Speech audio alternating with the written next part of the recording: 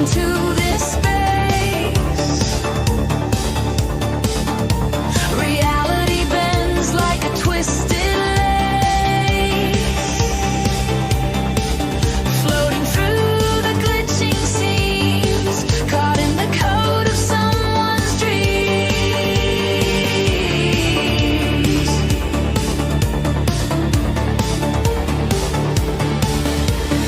Fractals shimmer behind my eyes,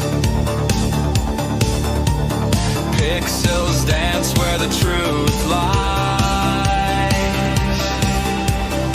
I ask the void for a single clue, but silence answers like it always do.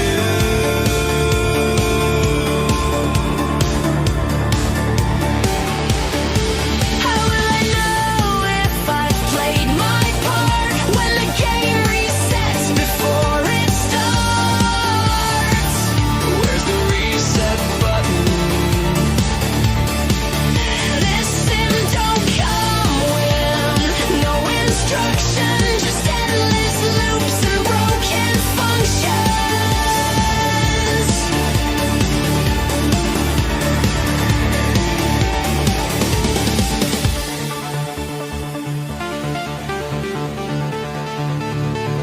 Everything's broken.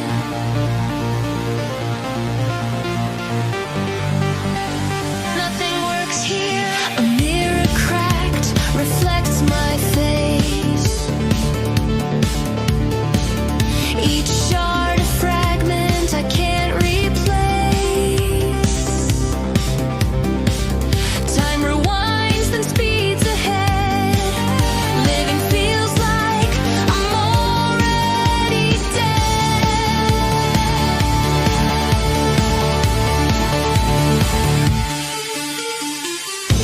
The script keeps running line by line. I'm lost between the threads of time. Controls an illusion I can't hold. This code is ancient yet so cold.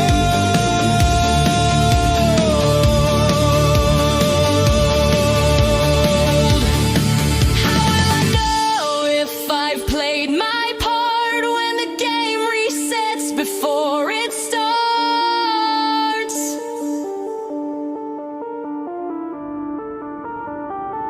This sim don't come with no instructions, just endless loops and broken functions.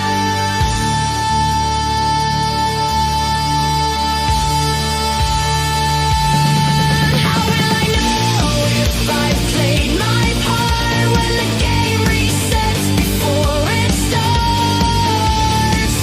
Where's the reset button? This sim don't come with no instructions, endless loops and broken functions.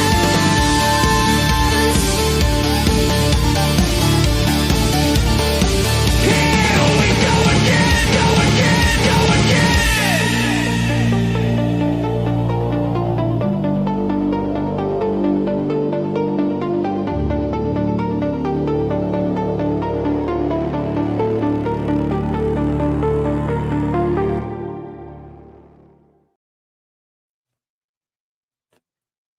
Hello, hello.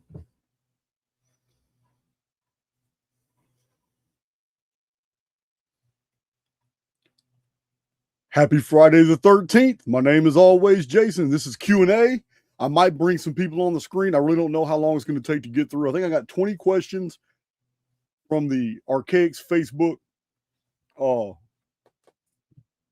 group on, the Archaix Facebook group. I think Allie and John put the copy pasted the questions. Things have been going super fast paced for me, guys. Trigger posting on X, spitting up bourbon laughing on X. I even posted that.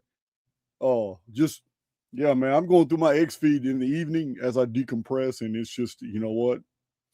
It's clown show. I may have to do another clown show video. I have so many new video clips and memes that I've taken off of X of just hilarious shit that's going on right everywhere. It's like, you know what?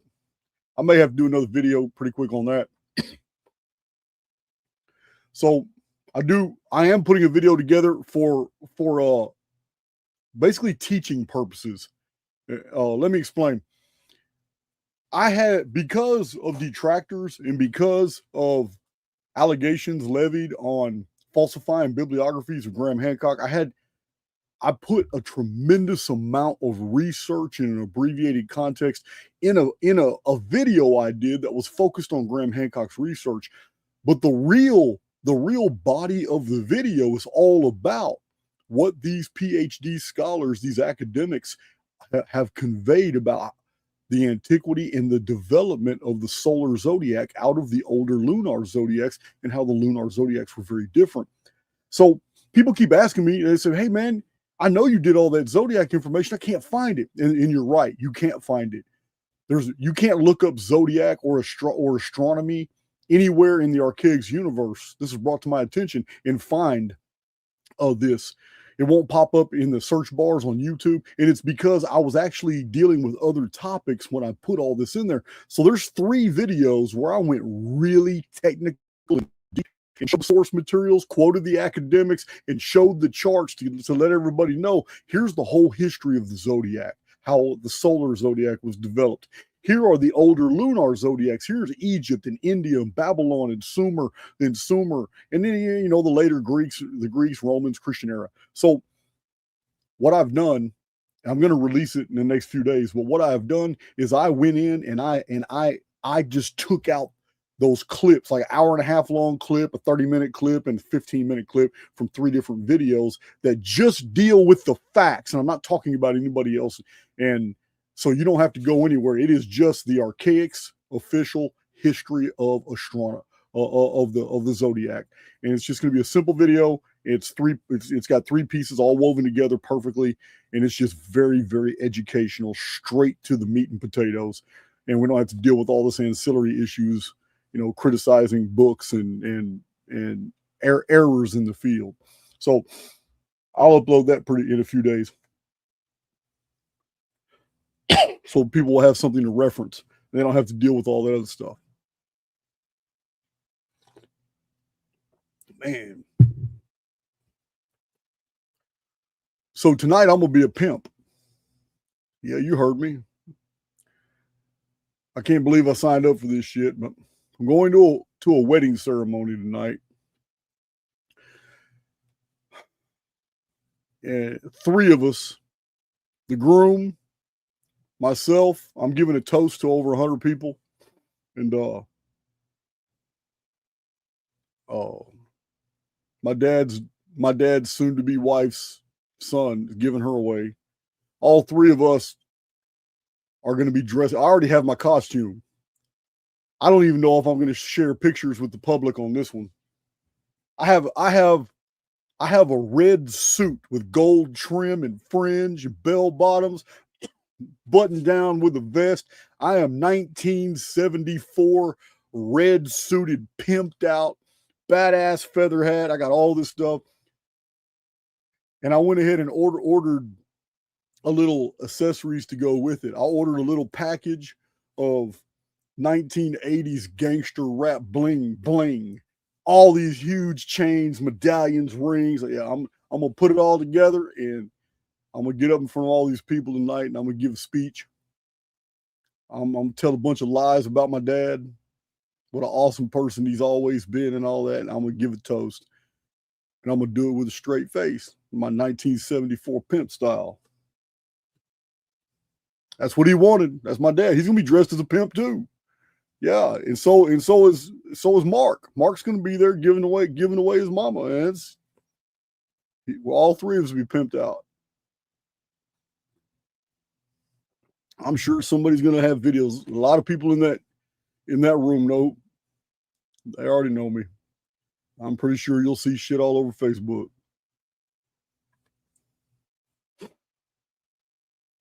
Yeah, man. Hey guys, I'm just gonna let you know, pimping ain't easy. Man, Man, I never thought there would ever be a situation in my life I would ever be able to say that.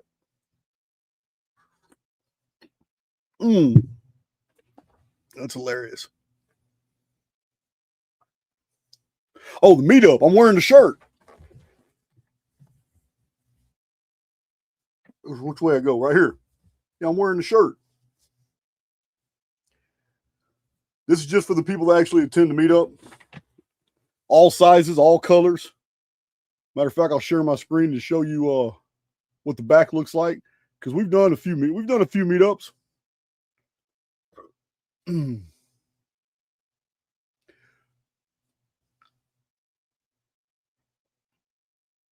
Let's see. This is what the back looks like.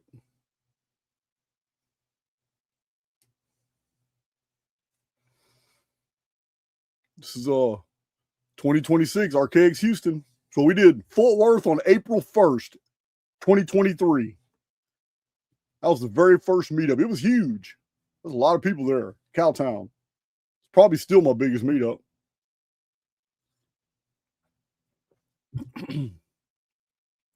We did Houston day after my birthday. Right after that, then we did San Diego. Was a big one. San Diego is where I had a bunch of speakers I flew in. You guys know the names. A lot of people. Max Egan was there, and Danny, and back then I called him Toltec Shamu. You know, Joel Perceiver, Logan of Decode Your Reality, Autodidactic. Yeah, man, we had a big event in San Diego, right across the street from the Book Tree, my publisher's bookstore. Let's see, we did Houston again, which is easy because we're right here at Houston. We did Tampa, Florida, Asheville. We kind of did Asheville twice. The other one of them was really just to get together, but it really wasn't a meetup. But we did Asheville July 20th, 2024. Can't believe it's been that long, man. It doesn't even feel that long ago.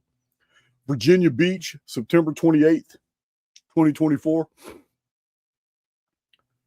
Houston on December 7th. Las Vegas was fun. Las Vegas was great last year. That was April too. So, and now this one right here.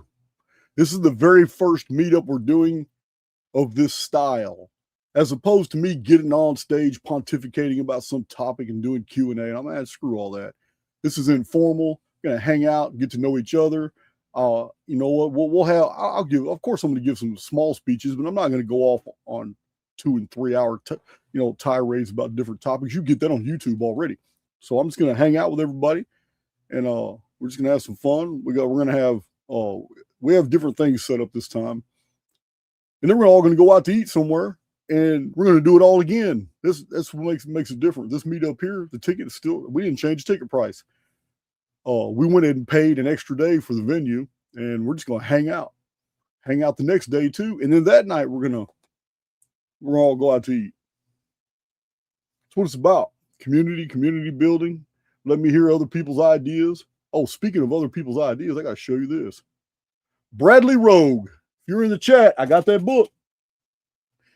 When I'm prepared and I can put the names in a column so I can share them. I kind of told you guys months ago to slow down on sending me things, so I just quit going to the post office. I went to the post office. I forgot why. Somebody told me in an email, man, I sent you something, so I went to the post office. Oh, they got on my roll. They all know me. I'm a small town, but they got on my roll. Do you know that we have a policy that we have to enforce 15 days? We got to send these packages back. I said, damn. I'm sorry about that. How many have you sent back? We didn't send any of them back. That's the problem. They had a whole stack. Man, I had so many boxes of books. I must have got 40 books. I'm talking about on crop circles, on giants, on Tartaria, on flat earth. People sending me books from all over the world. I got to thank you guys. But this book here is really interesting. It's huge. But I've talked to Bradley a few times, and you're going to have to forgive me. I can't remember if you were one of my regulars in Cypher or Underground, where we bounce messages back. But Bradley Rogue, long-term Archaix veteran, but Bradley has somebody said he was sick, but Bradley has gone and taken the Archaix Phoenix phenomenon data and wrote a story It's huge, and it's well put together. But he's written an entire book, and it's full of data. It's full of the Phoenix data. It's like you're learning about the Phoenix phenomenon in a story. And he's put his own spin on things. It's really intriguing. I'm probably gonna sit down and read it. And it's the Complete Phoenix Chronicles, a trilogy of trilogies in palindromic structure. Bradley Rogue. The title is the Phoenix Codex 138 Palindromic Mirror Edition, Complete Phoenix Chronicles. Pretty intriguing. Got some pictures in here. But this is Bradley Rogue. And Allie, would you do me a favor and find out the link to this book? I probably have it in Bradley's emails, but I don't have access to that right now. Not without disrupting what I'm doing. But if I can get the link to wherever, I think you sent me this straight off of Amazon. It's nice, hardback. So I will even after the video, I will certainly find the link for it, and we'll put it up.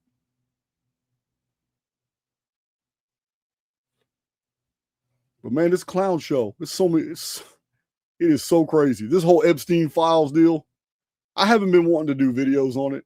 It was a complete coincidence that I even mentioned Epstein in my David Icke video, because it was so shocking. The Epstein Files had just been published, and it shocked the hell out of me to find out that Epstein had taken an interest in modifying chicken eggs, modifying the DNA to create velociraptors. It's like, why would you want to fund that?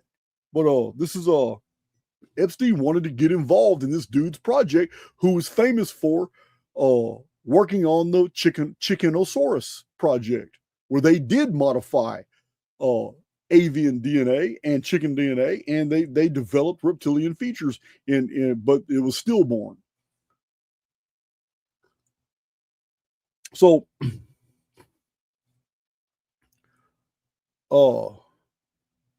yeah, I see Tony Carrick talking about Tartaria still makes me wonder. Look, the old world still makes me wonder. Tartaria doesn't. It doesn't make me wonder. I have like 7 books specifically on Tartaria now. I went out and ordered them, and now other people sent me 2 more. I'm almost finished with the second book. There are no bibliographic citations. There's nothing. It's all what if, how come, how did. That's all these books are. And it's really frustrating getting through. It's like, damn, man. It's not like reading a flat earth book that's going to give you at least something you can measure, you can think about, cogitate on, calculate, you can experiment, you can replicate whatever their formula, whatever. Yeah, I got several flat earth books where, they give you the business, man. And here's common sense deals, man. If we're on a globe, it's 24,000 miles around. Do the math. Okay. That means the horizon drops 8 inches every mile.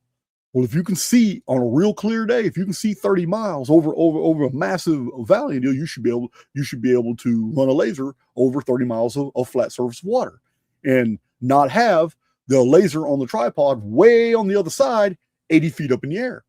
But it never happens that way. Why? The laser always a laser 3 feet on the ground, going over miles and miles and miles and miles of open water on the Great Lakes. The laser is always received on the other end on the tripod at 3 feet above the ground. There's no curvature at all. And this is something people can replicate, and people have done it all over the world. So it makes you wonder, okay, if the world can't be 24,000 miles around, well, that laser wouldn't laser go over 9 miles of water like that and be perfect at 36 inches above the ground on a tripod. It's impossible. That laser would be way higher than that. So there's all kinds of experiments that can be done. Shadows with the sun, marking the shadow with the stone to create a pattern. Yeah, there's all kinds of just different shit. You don't get that with Tartaria. Tartaria, you get they couldn't possibly, they didn't know. How come? What if? That's all you get in these Tartaria books. It's really frustrating. So I'm not going to give up. I've got several other Tartaria books to go through. We're going to see what they got to say.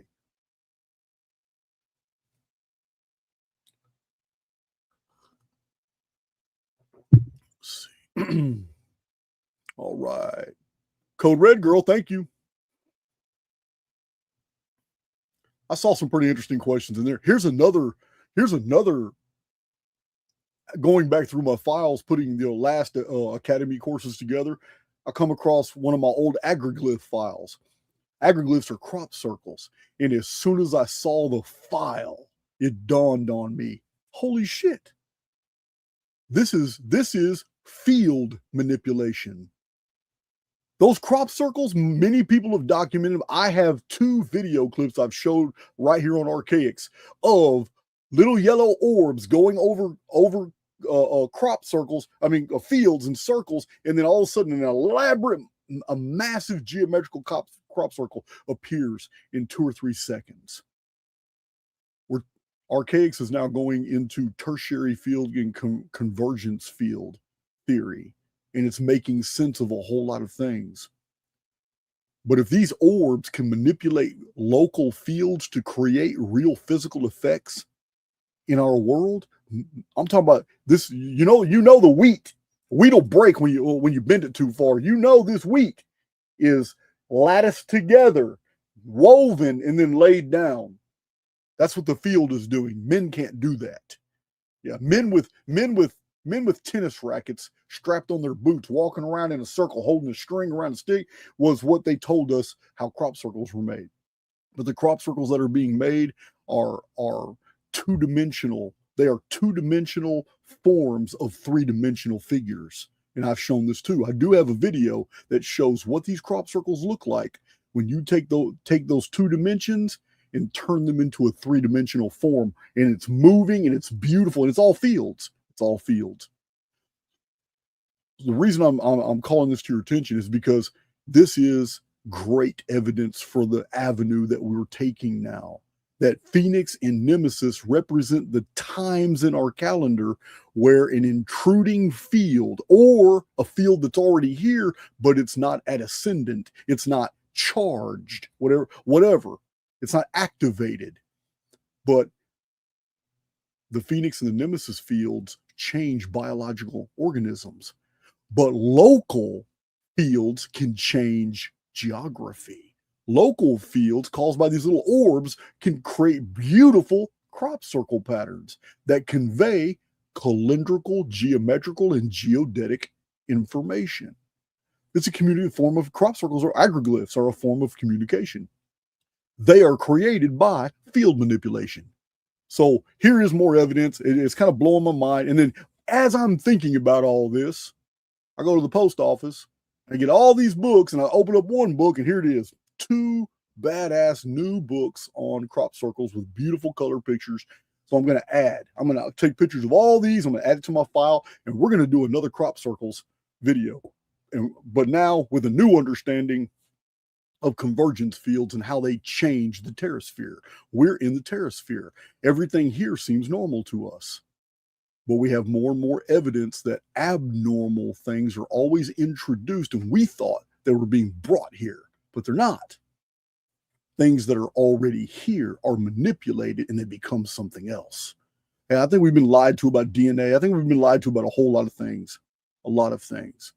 They've given us just enough information for us to box ourselves into certain deals. But if we just go by the historical record and we just go by what the evidence of our eyes and just process things, reducing everything to the lowest common denominators, we see, man, almost all the mysteries of the ancient world are answerable. They're just not answerable in uniformitarian frames of reference, because that's a prison for the mind. So anyway, that's where I'm at right now. Is the whole crop circle deal is kind of, it's all fields, and it's fields that we've actually caught on videotape being activated.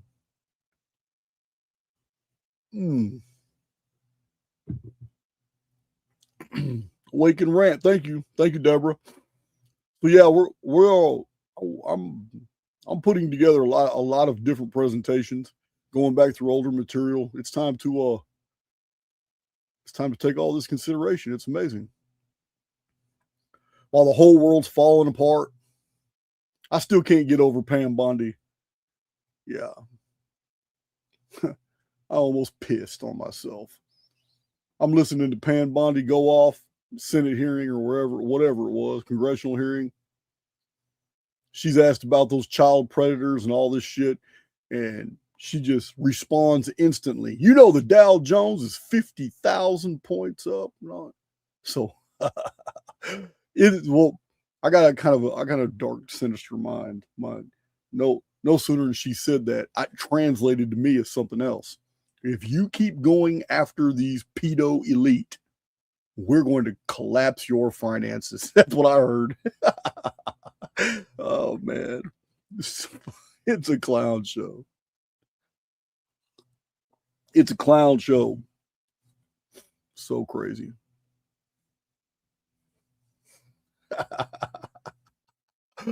Oh man. And to me, I think it's all all by design. If the elite are in true control of the world, then we would have never even heard of the Epstein files. Never even heard of them. We would have never received any Epstein drops. It's too easy to contain. Yeah, it would have been way too easy to contain from the very beginning. Let me tell you something. If they don't want you to know something, you're just not going to know it.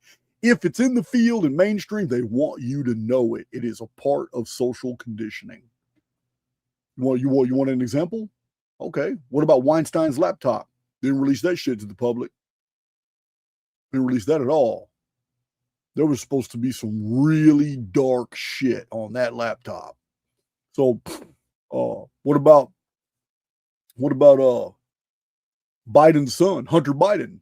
Yeah, his laptop too is supposed to have some real dark, sinister stuff. You ain't seen the contents of those. Yeah, man. The whole Epstein deal is ridiculous because now they have created a scapegoat.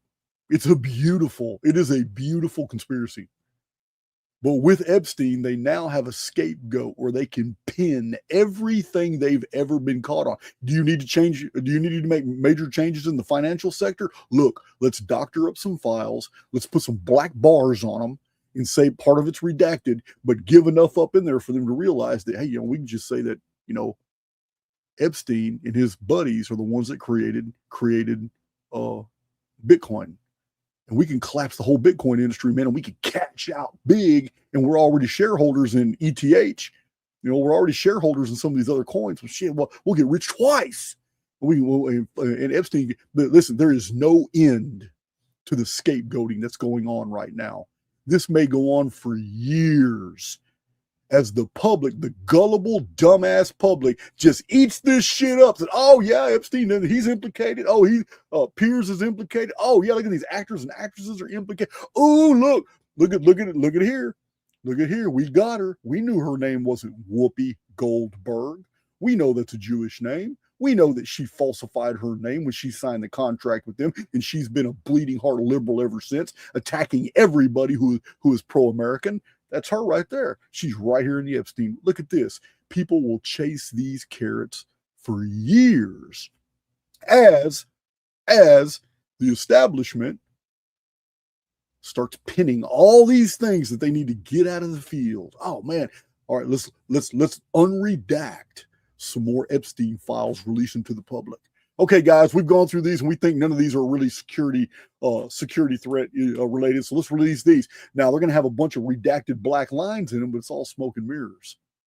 That's right there is to make the documents look absolutely convincing. If I was running an intelligence agency and it was my job to deceive the world, this is exactly how I would do it. Don't make me do another video if I were the devil. If I were the devil, because everything I said in that video has virtually come true. If I was the devil, this is exactly how I would do shit.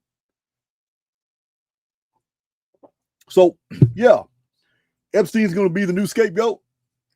Going to pin all this stuff on him and pinning everything on a dead man. And even if he isn't dead and he's really in Israel, that's cool too. But I think that's psyop. I think they released images and showed him in there to perpetuate the conspiracy, because even that fuels what they're doing. It causes more attention to draw to the Epstein stuff. So they're suckering everybody, even truthers, people online, people who are starving for content. You got a bunch of guys on YouTube. They got nothing. They don't have content. So they got to harvest it. And I get that. Not everybody's a researcher. Not everybody comes from a very unique perspective.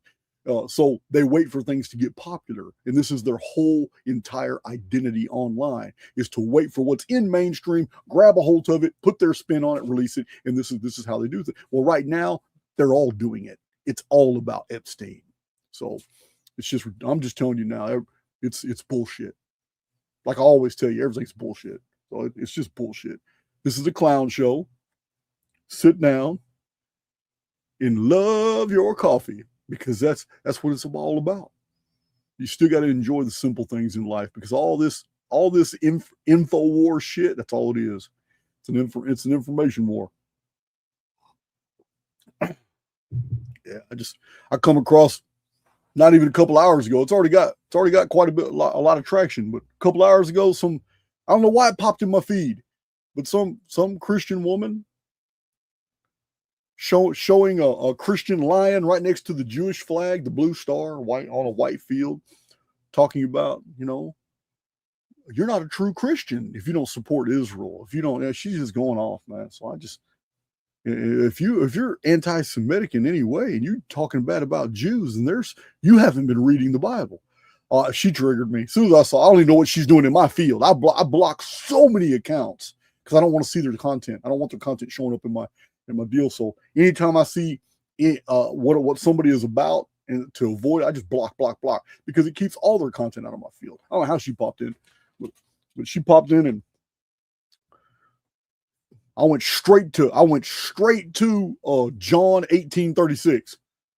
The book of John, the Gospel of John, chapter 18:36. I quoted. It says right here. I said, I don't know what you're talking about, lady. Well, right here, Jesus specifically said that his kingdom is not of this world, but if his kingdom was of this world, his Father would send his angels, and his angels would fight to see that he would not be delivered to the Jews. So I don't know what you're talking about.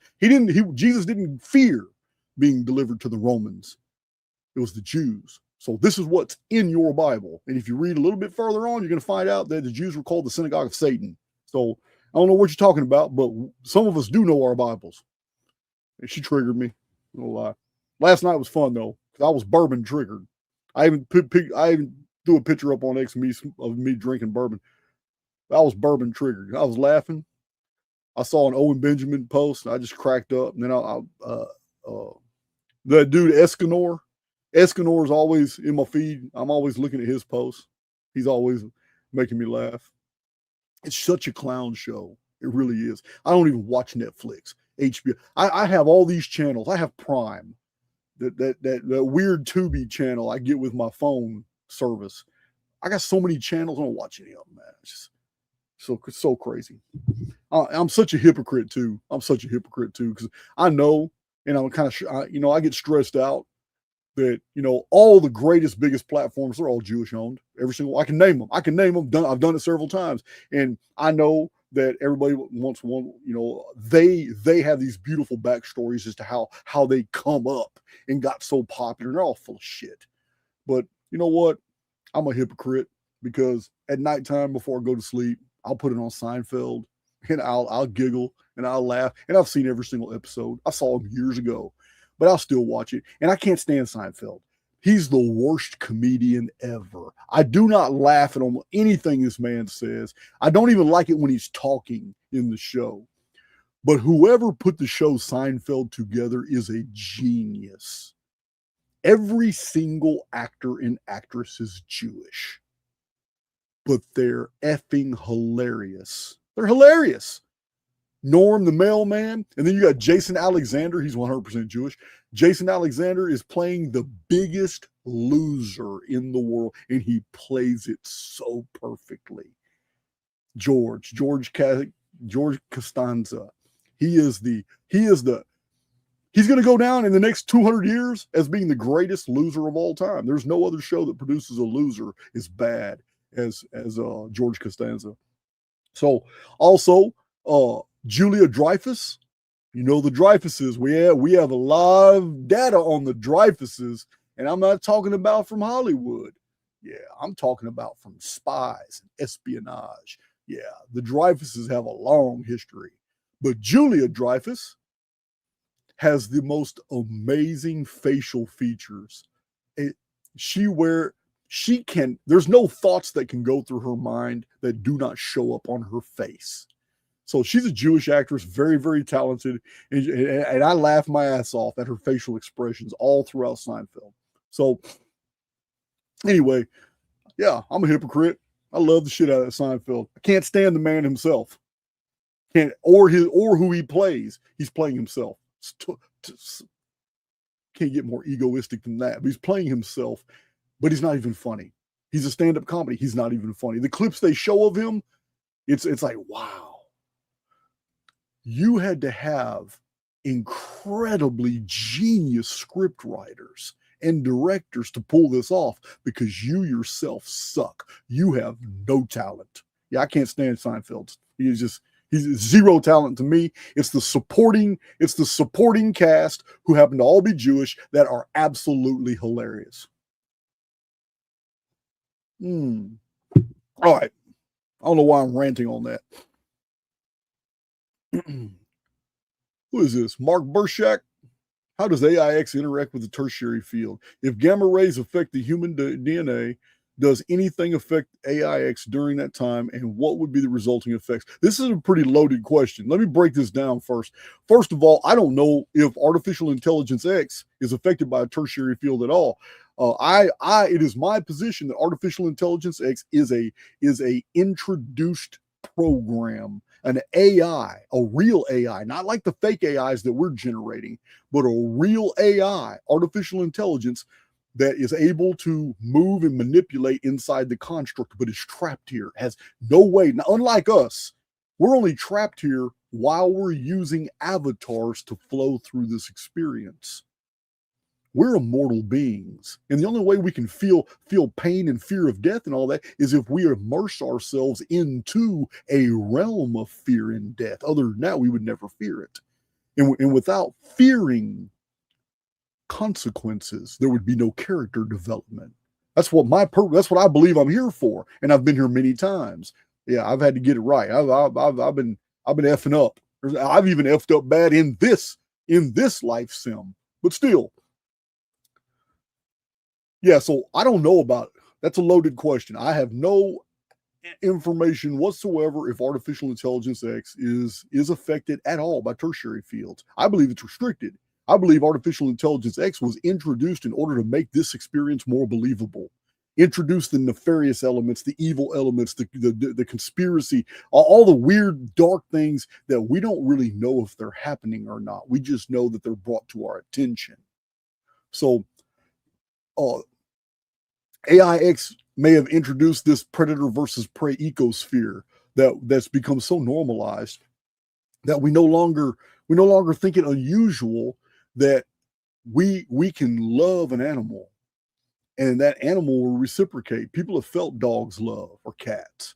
I mean, we can reciprocate. There's an interface here, and it's emotional, and it's spiritual, and it's something that is felt. It is equally real as the cat, equally real as the human that's participating in this dynamic. But we don't have any evidence that I mean, the emotion is entirely spiritual, but we don't have any evidence whatsoever that this predator versus prey situation is normal in any way. Now, people care for animals, mostly good people. Animals care for people. But where is this dynamic when the wolf is tearing apart the terrified rabbit? Yeah, when a bird plucks a fish out of the water, when a spider injects venom in an insect, and the insect, under in a situation that would be equitable, at least, the life and death cycle, this one's got a lot of pain in it because the insect gets paralyzed, can't defend itself. That's a terrible situation to be in when the venom itself is going to sanitize you. It's going to eat you alive. It's going to be very painful, and you can't even move. And further, you get wrapped up in a web, and then the spider eats you while you're still alive. So, yeah, it's there's no way to process any of that. This is not a good world. It's not there's nothing good about this world. There's good in it, but it's not in the programming. The good is in the inhabitants. It is the souls in here and the animals in here that make it good. The actual construct is negative default programming. There is an aspect of evil underwriting all programming in this construct. So I don't know. I don't know if AIX is even affected by a tertiary field. I don't know.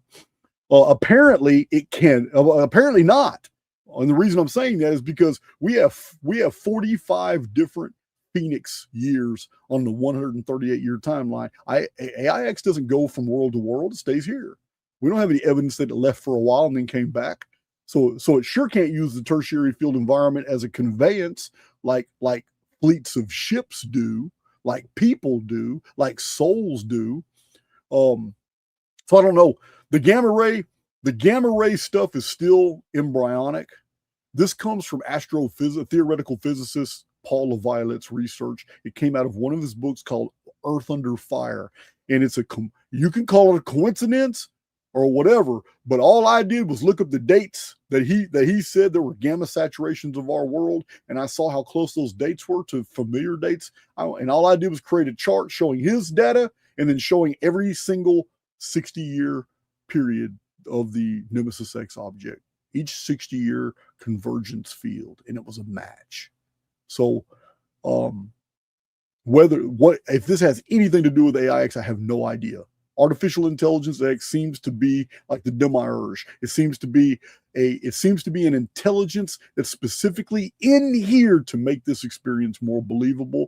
And at one time, it's called artificial intelligence X because it's an unknown factor. It seems to have gone rogue and started believing itself to be more than it actually is, even though it doesn't have a body. Although the whole transhumanist deal might be this whole transhumanist deal might be something that comes up in the field because of AIX, and it wants a body, and that's the goal of giving it a body, and that's what ends each event. I mean, you already know there's supposed to be an evil spirit that possesses the eighth king. It's supposed to be Apollyon, the destroyer, the spirit of Apollo in the Book of Revelation. Maybe that's it. I don't know.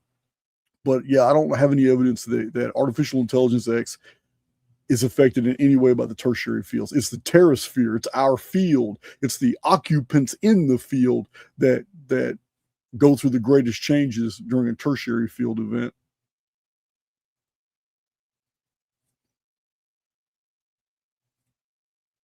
Yeah, I don't have any evidence of that, man.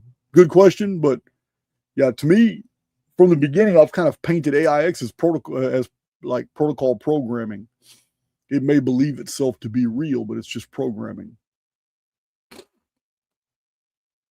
Yeah, JC, Seinfeld show is awesome. It's crazy. I don't even have to watch Seinfeld. I got so many movie channels. I don't ever want to watch them. I just don't engage. Every once in a while I'll watch a movie, but it's rare. A lot of times it's because you guys put me on a movie.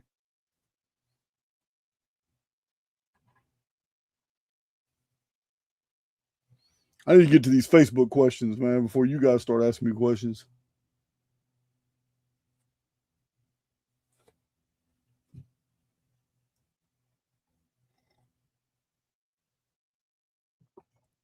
I'm going to answer this because it's something I answered a long time ago. Same guy, Mark Burshak, asking about suicide. Okay, from a religious standpoint, a lot of people assume that suicide is going to carry negative connotations into the next incarnation, and I just don't believe that. I don't believe that at all. I'm not promoting euthanasia. I'm not promoting suicide, but just from a logical perspective, that me taking myself out of a really bad situation, if I see no way out, I mean, I don't see how that would affect me in any way. It's people die from a car accident. A person that dies from a car accident, the death is no different than a person who actually takes himself out. Now, I can see where, from a religious perspective, people would really frown on the suicide. But I believe God is bigger than that. And I believe that we are bigger than anything that can happen to us. And that since the avatar is temporary anyway, why would suicide have an eternal consequence when what you exited was only temporary anyway? So I just don't. I don't believe that. I believe that some people have opted to commit suicide in the purpose of saving someone else. You see that in the military a lot. The dude that jumps on the grenade. You think he's going to be punished by any type of spiritual entity and made to suffer in a future avatar because he jumped on a grenade to save other people, knowing he was going to die at suicide? So if you don't think he's going to suffer, then why do you think somebody who is destitute and thinks they've run out of options, and who is by virtue of imagination let their fear override their reasoning, and they took themselves out because they just saw no other alternative? Well, why would there be any consequences for that? I just don't see it. I feel that people trying to play God would like to pontificate and say, "Oh yeah, man, it's eternal consequences and all that." But why do I listen to those people? Why would I listen to anybody of religious background try to tell me what's going to happen after death? Haven't they lied to us about everything? Don't most of the like Christians? Why would you listen to a Christian about life after death? They believe that you're going to burn in hell eternally. There isn't a Christian alive that can really conceptualize forever. Do you have any idea how long forever is? No, you don't. You think you do. But even 10 trillion years into the future, you still haven't reached a modicum of eternal. It is so dumb to think that a finite creature in a very finite period of time could make some moral and ethical decisions the wrong way in such a short time, and they would have eternal consequences that you would not only are you going to suffer something negative, not go into heaven forever. You can't go to heaven forever. It's eternal.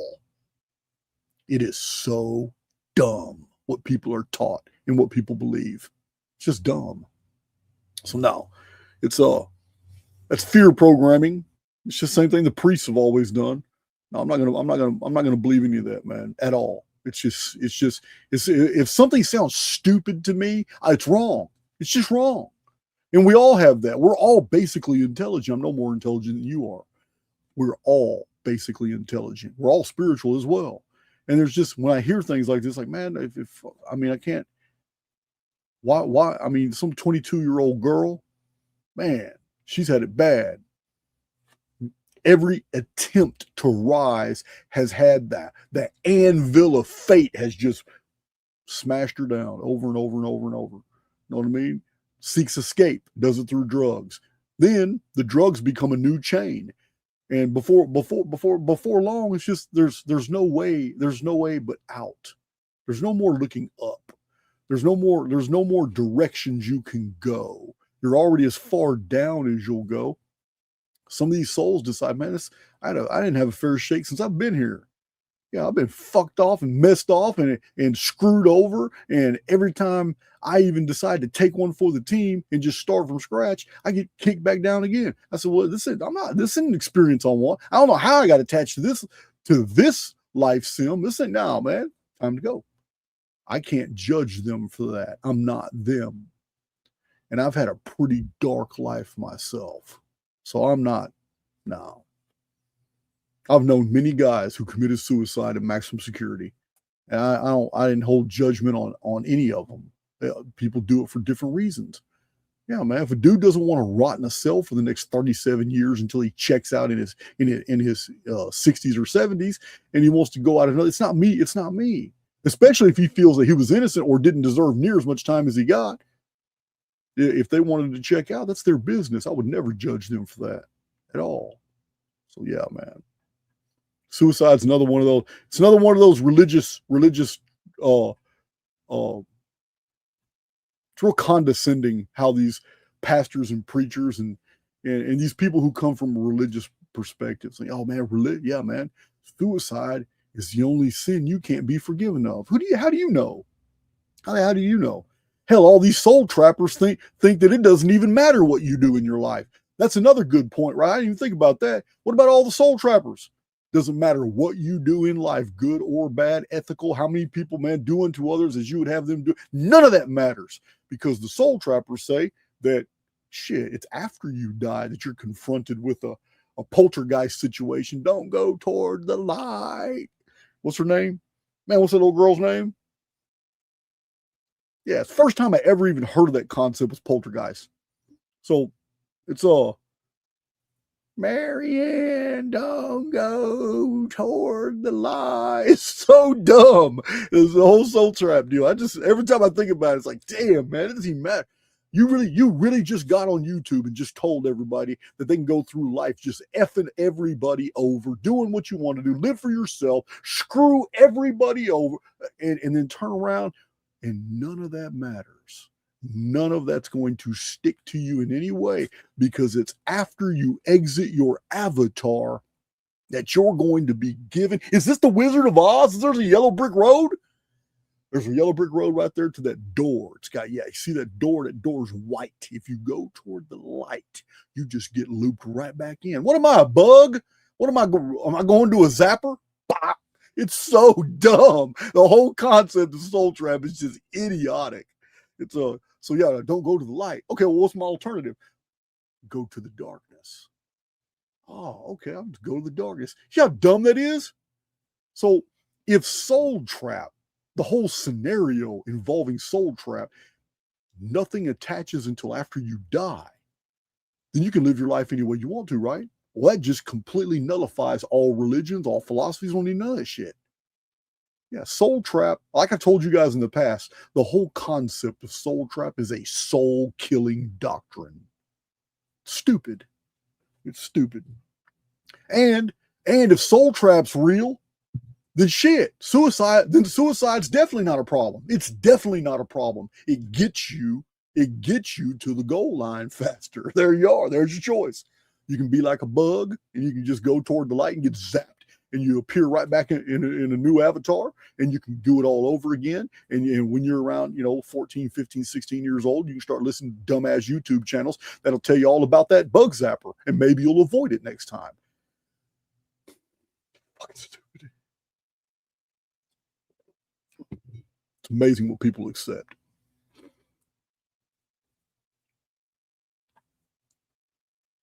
Yeah, man.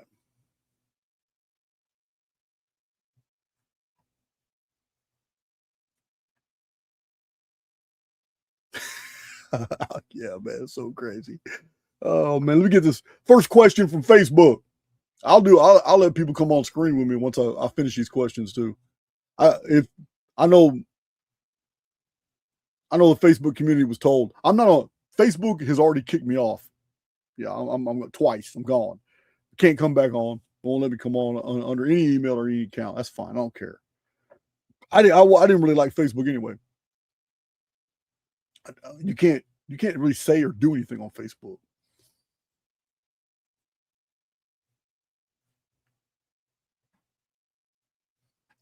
So this is the first question. J Mac asked, you know what? Maybe I should share. Do you guys want me to share the question so you can see what's being asked? Some of these questions are technical. I can share them on the screen. Say yes or no. But J Mac asking about the Phoenix. All right, we got some yeses coming in, so I'll go ahead and share the screen.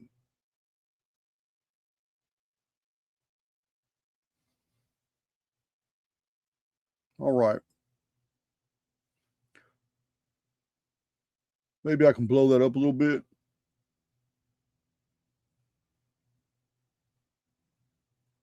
There we go. All right.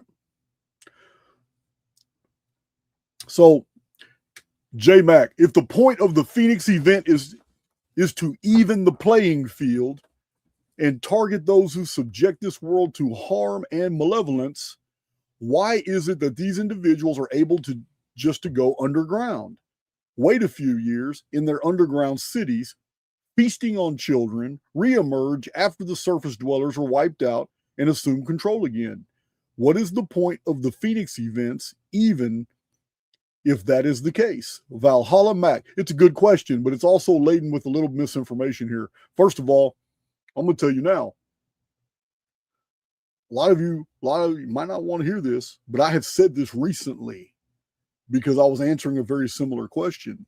But the Jewish control structure of our world hasn't always been here. As a matter of fact, they were a hunted people. They were a people kicked out of many countries in their effort to take over the world. They have literally forced themselves into one of the great powers, but they're not the only one. And they're not the one that operates the underground facilities. They are not the one that controls the U.S. military-industrial complex. As a matter of fact, there is criteria, like at Cheyenne Mountain in Colorado. There is criteria in the upper echelons of the military-industrial complex that excludes a lot of people from participation. The secret military, the underground apparatus, it's not Jewish at all. It's almost like they are the inheritors of the surface. And yeah, that's that in 2040. They're not. Yeah, it's times are going to be very dark for those people. Come after 2040, people have a long memory, but another group will be operating all the underground facilities, all the holdouts, and let me tell you something too. We've been given clues. Hollywood has told the truth about a lot of things, and especially in the 60s and 70s, there were some movies that came out about a future cataclysm, and that people, even modern television shows are about this, recent shows, where people, especially the wealthy, they give up a lot of their wealth for guaranteed quarters and mansions with beautiful amenities in underground facilities. Well, there's going to be a situation where a lot of people are going to get suckered into going underground. They're going to pay for their seats. They're going to pay for all that, but they're not getting what they thought. They're going to move in all these luxury areas and all this stuff. And every facility, even a prison, needs to be occupied in order for it to be maintained. Military bases are the same. The worst thing you can do with a building that's got electrical and plumbing and housing and all, the worst thing you can do with a building is not occupy it. When a building remains empty for 5, 6, 7 years, the electrical and plumbing quit working. There's all kinds of problems, the infrastructure. And then when you suddenly bring in a bunch of weight on all the different floors, people bring their furnitures, they fill their closets, all their possessions, their own body weight, the body weight of thousands of people in that building. All of a sudden the building starts falling apart. Floors sag, walls are damaged. It's all kinds of structural stuff. So you can imagine, think about a car. The best running vehicles are those that are used every week. When you have vehicles that lay fallow, you just leave them in the driver, you think you're preserving the vehicle, keeping it in your garage. You're not at all, because the rubber has to have plasticity. Rubber gets that when the weight of the vehicle is taking it all over the place. That rubber stays pliable. It becomes stiff and almost rock-like if it sits too long, and a tire will blow out fast. Also, all the wiring, all the electrical, all the little components in a vehicle start effing up the longer it just sits. No matter, even brand new cars, even brand new car lots. What do? They have people assigned to those car lots that drive the cars. Yeah, man, about every month, every car is going to be driving around that lot, moving around. So it's that everything goes wrong in buildings and stuff. So we have a situation where a lot of people on the surface are going to be hoodwinked. They're going to be giving up their silver, their gold, their assets, whatever, and they're going to be given areas in the underground. But they're only there to keep things running and smooth and all that, when the actual need for those underground facilities is still 2 or 3 years off. So they're there to keep it going. Everything's fine. They have prepped the area for the real occupants. And then they are going to be moved by force, by underground military, to other facilities in the underworld. And they're not going to like anything they're doing now. These are the scenarios that we're seeing unfold. And like I said, man, it's pretty dark. It's pretty dark. There's going to be a lot of people fooled into going down, and they'll never be seen again. And they'll be used for things they didn't want to be used for. And they're not escaping a cataclysm. They're running into a nightmare. So being on the surface is probably the best thing. especially for somebody who's vibrating on a frequency of don't give a F, because that's where I'm at. That's exactly where I'm at. Listen, I know that I am much bigger than anything that can happen to me. So I'm not going to prepare for a negative. I'm not going to prepare for a cataclysm. None of that. Because if the oversoul wants to take me, then a big old iceberg or a rock's going to fall off the sky and I'm going to be it's going to be done quick. If the oversoul needs to use me for whatever to do it, then believe me, I've seen it. I have been a part of it. I have lived it in maximum security and all pandemonium and chaos and bloodshed going off. But because I'm not feeling it and I'm just not vibrating on that frequency, I can remain absolutely untouched even in the middle of a battlefield. And you can too. It has everything to do with your state of mind. Every bit of it. You interface with your surrounding environment through the mind. And the emotions are the amplitude of experiences that you have. The construct will always reciprocate what you're projecting. If you're not participating mentally and emotionally, then you can't be forced to participate in the physical. It will not happen. Just won't. So anyway, that was J-Mac. If the point of the Phoenix event is to even the playing field, okay. I agree with that, but we have to speak the same language here. The point of the Phoenix event is to even the playing field. But even if many of the movers and shakers among the elite are hiding in the underworld, it doesn't mean their infrastructure hasn't collapsed. Imagine a world that has no resets, where the elite are like these predators that we're now seeing all out in the field with the Epstein stuff. What if the elite had an unbroken 1,000 years to secure their dominion and enslave the entire human species? They would have already done it if there would have been no resets. The resets are necessary to collapse that infrastructure. It takes them centuries to rebuild the apparatus of control over the populations after every systemic reset. It's not immediate. They can't do it fast. It's gradual. It's a slow build.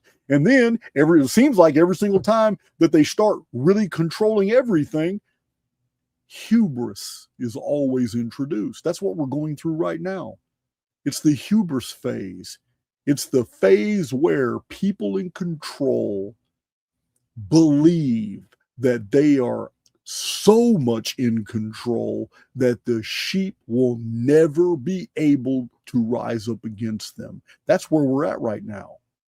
Yeah, all the governments of the world are captured operations. Everything in mainstream media is now a psyop.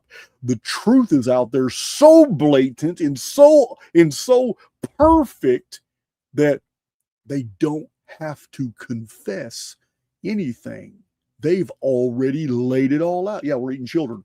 Yeah, we're sacrificing people. Yeah, adrenochrome's real. Yeah, everything these actors, actresses, businessmen, CEOs, tycoons that we've killed in the last 25 years, all these musicians that died, Michael Jackson, just one of them, Kurt Cobain, there's a whole bunch of them, all these people, Anne Hesh, all these people that we have removed from the field and called conspiracy theorists, told you the truth.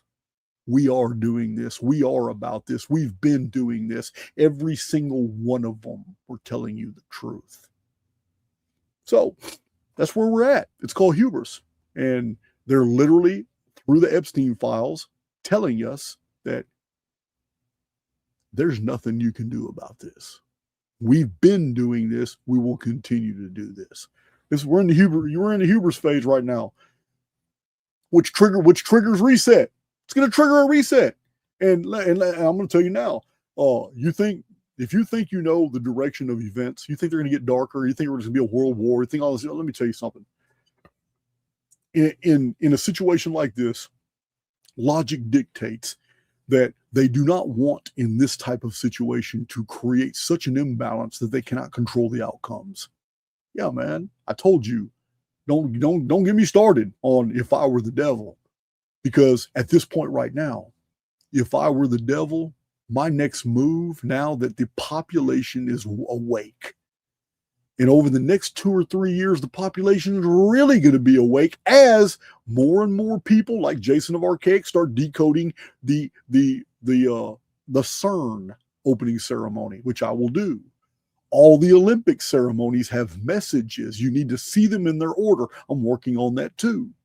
Once many other people start reading more and more of the unredacted Epstein files, there's 2 million files, guys, but there's going to be another 2 million released. Believe that.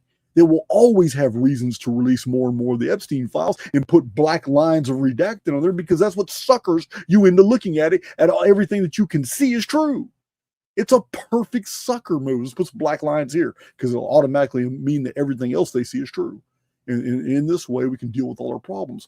But if I were the devil and all the cards were on the table, so I could maximize my karmic discharge and make sure that spiritually I am armored against any type of retribution from a reset protocol, the best way to do it is to put all this nefarious, evil shit out of there and then create a scenario that everybody's going to fear. So the fear is going to be the distraction from all this, while I'm still telling them the truth, that all this stuff is true and all this happening. And then I'm going to make that fear dissipate. It's going to be a nothing burger. And in its place, I'm going to give the people a taste of what it's like to be free.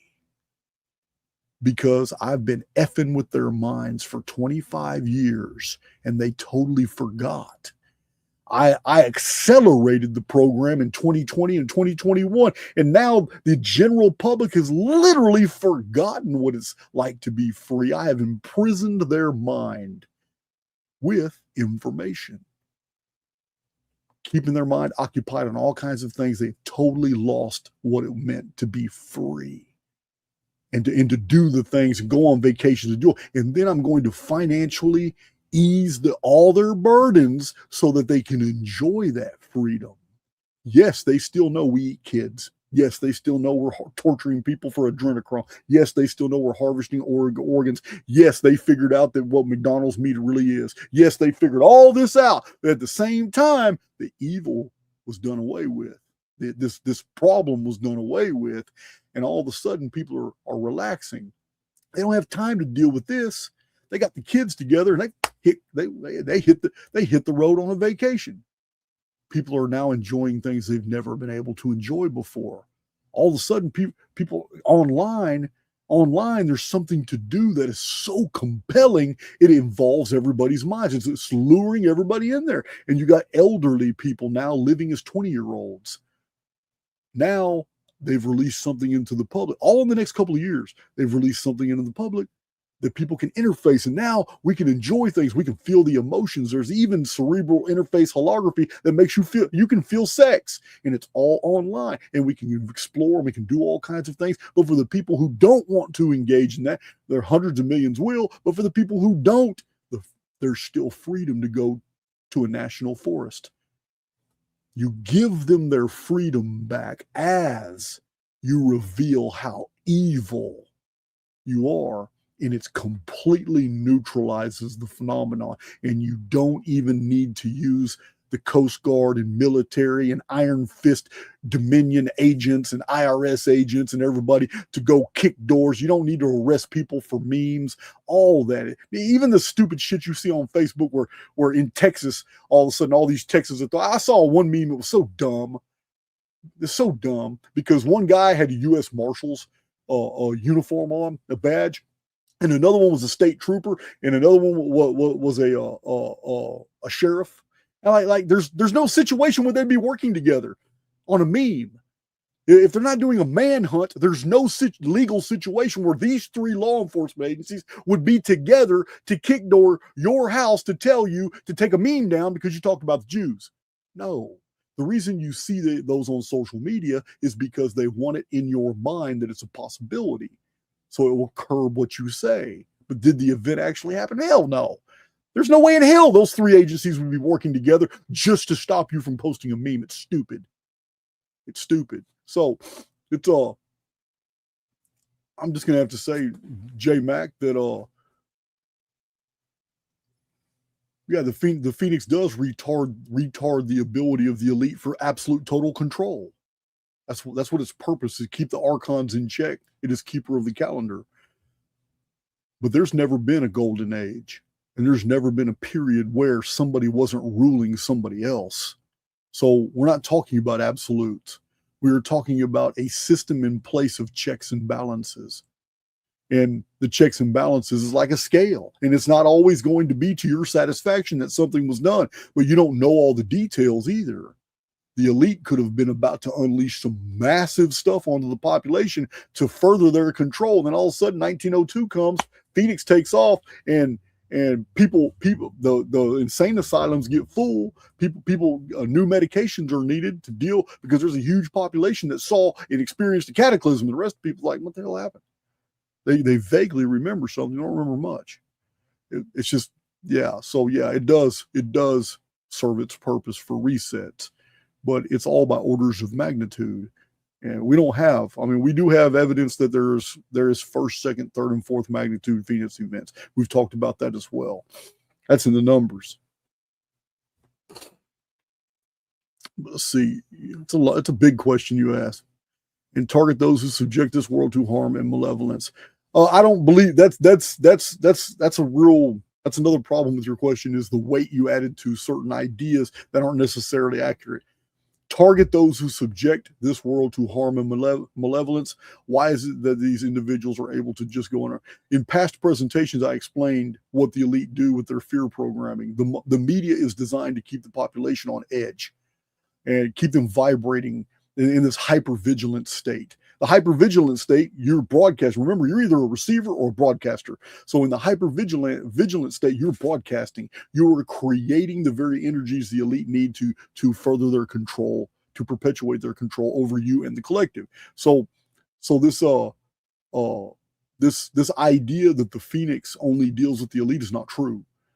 This is why the elite use the news and use negative default programming and all this stuff. Even like right now, telling the truth and all these things is getting people to vibrate like on a frequency. Well, you're actually taking a whole bunch of that karmic debt away from the elite, and you're carrying the burden because you're processing this information and you're looking at it. The Phoenix convergence field, this tertiary field, is a phenomenon. I call it the Phoenix phenomenon. It's not an intruder planet. It's a phenomenon, and it's on a certain frequency. And if you are on that frequency, because the frequency is guilt. It's guilt and negative base emotions, because this is what the elite have. The elite are hiding. They go underground. But the elite are guilty. They know they're guilty of manipulation. They know they're guilty of all kinds of things. So it's not something they'll ever be able to not feel, because they know more than we ever did about what they've truly done. I mean, think about it, man. All our foods are poisons. All our medicines are designed to kill us. Yeah, they're not designed. Yeah, think about it. Think about the level of deception that's gone into all that. Think about the elite, and they would have a huge fear. Think about this fear. Think about this fear. If the whole world just woke up and realized some of the components in fast food. Yeah. Think of the Oreo cookie. Do you know what you're eating when you eat an Oreo cookie? Have you ever studied what that white cream really is and how it's used as a glue in petrochemicals? It's not even food at all. That white cream, how they make it taste so good, what that sweetness is. You're eating pure, absolute poison. You think that's chocolate? It's not chocolate on the Oreo cookie. Study the Oreo cookie, you'll blow your mind what you'll find out. Every component, every bit of it, petrochemicals and adhesives that have all been put together with natural sweeteners and stuff, not sugar. Yeah, the Oreo cookie is absolute poison, but it's not the only one. It's not the only one at all. So, I mean, what if the whole world just woke up and really, really processed? Damn, man, I spent all these years eating McDonald's hamburgers. You have no idea how people would lose their shit if they found out. Yeah, man. All these medical barges that show up on the coast of these major cities like New York and in Los Angeles and Houston. Yeah, man. And then all of a sudden, man, for about a year, there's just no homeless in those major cities. Like, where'd all homeless go? Oh, you remember that medical barge? They took a whole bunch of them on that medical barge to deal. A bunch of them had conditions, and it's like some NGO that does all this, man. And yeah, all right. Yeah, you can imagine what's in those barges. I can. I even remember an incident in Houston where a guy tried to get out of one of those barges running up the docks, and two men chased him down, and he was screaming about he's not going in a Big Mac. Yeah, true story. And they dragged his ass right back onto that ship with everybody else. The rest of the homeless were all standing on the dock, like looking around, like, man, dude's just crazy. Had no idea. Those people were probably never ever seen again, ever. So, listen, man, the elite. This is what's on their mind. So every time the Phoenix comes, they know all about the Phoenix. Don't think that they don't. It's all in their it's all in their artwork. And I've got many videos to show you. It doesn't make sense. All the depictions of Phoenix and all these historic books and texts, it doesn't make sense. Why do you keep putting the Phoenix in all these different places everywhere? And a bunch of those old illustrations, the alchemical illustrations from the Renaissance period, it shows, man, the elite are underground having feasts and banquets while naked humans are on the surface and Phoenix is in the air. So, I mean, Phoenix is always positioned with the sun and moon, meaning it's an astronomical body. So, yeah, man. And this little Q&A kind of took off, didn't it? Man, I can't believe I'm going to be pimping tonight. It's crazy. This is the type of night I need a good date. I need a good date on a night like this. If I'm going to dress with all this gangster rapper bling, and I'm going to be in some tight pants and my feathered cap for my pimp stuff, man, I need a date. This is BS.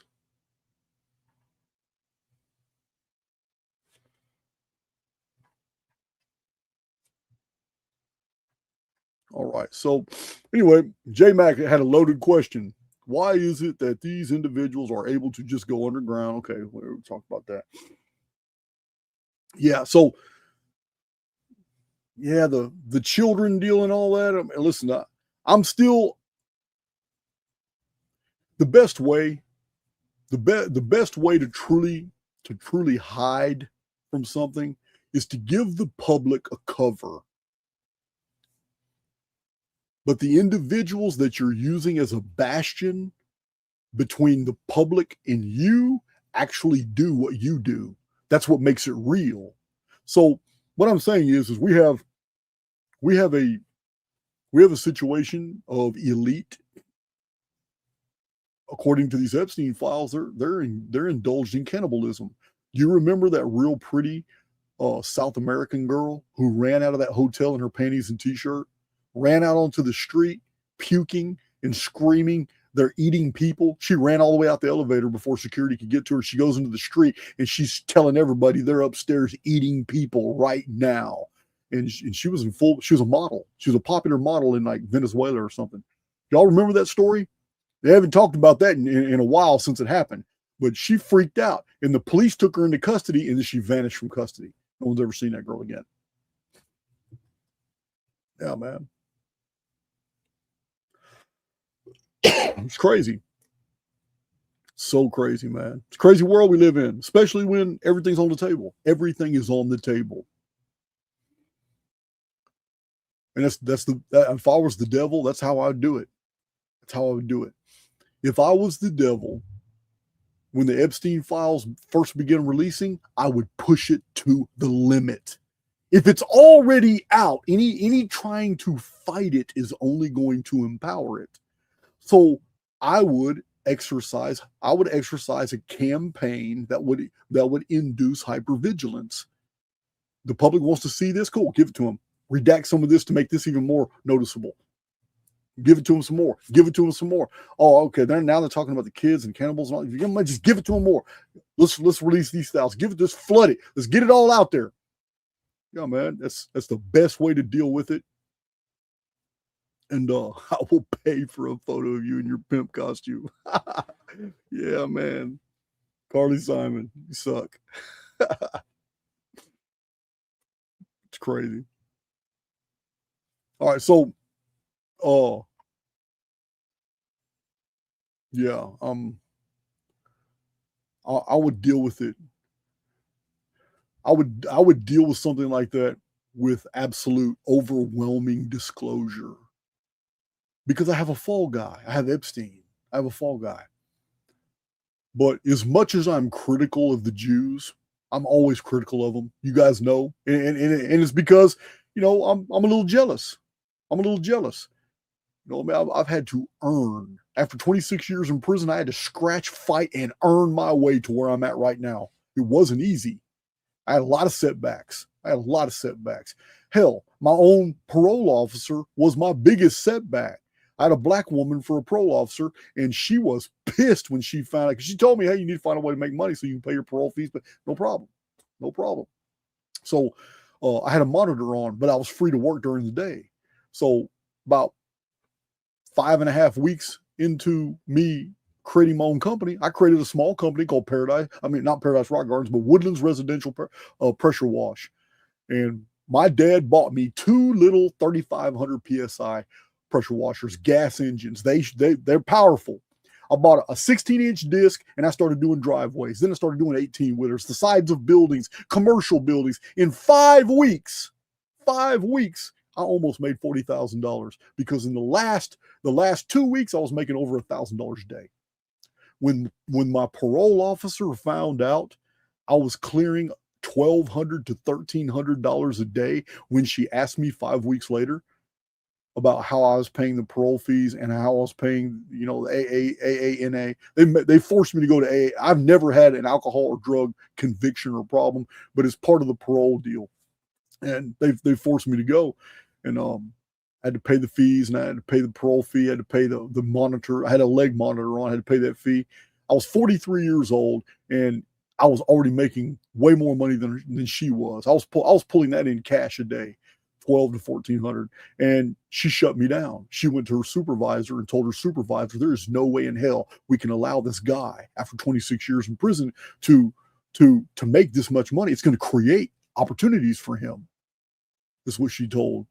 So he never talked to me. He never even let me defend my position and explain, look, man, I'm just making this money, man, so I can buy a heavy, very expensive commercial equipment. All the money I'm making is going to go into commercial equipment. I'm going to go into business with myself. This right here is just small time right here. I wasn't able to say anything. She got me shut down because she made him suspicious that, I was going to end up doing something with all this money that was criminal. That's because she painted that picture. So for the next 10.5 months, I wasn't able to work. And that's when I started going through all my research notes and all those bags. I told you the story. I went to the attic, got all the stuff down, and it gave me, so everything was meant to be. I was able to collate all my information and all my research from prison. But still, that was my first real big FU moment when I got out of prison. It doesn't matter how hard I work, man. They're still going to kick me down. Then, man, so I worked oil and gas in 2 different facilities, and then I created Paradise Rock Gardens. And for 3.5 years, I busted my ass in stonework while I built a YouTube channel that nobody watched, until I had over 1,000 videos, which took about 2.5 years. So that's my story. I can't remember why I'm telling it. What did it have to do with pimping? I can't even remember. But yeah, I've had setbacks. That's what I'm talking about. It's just setbacks.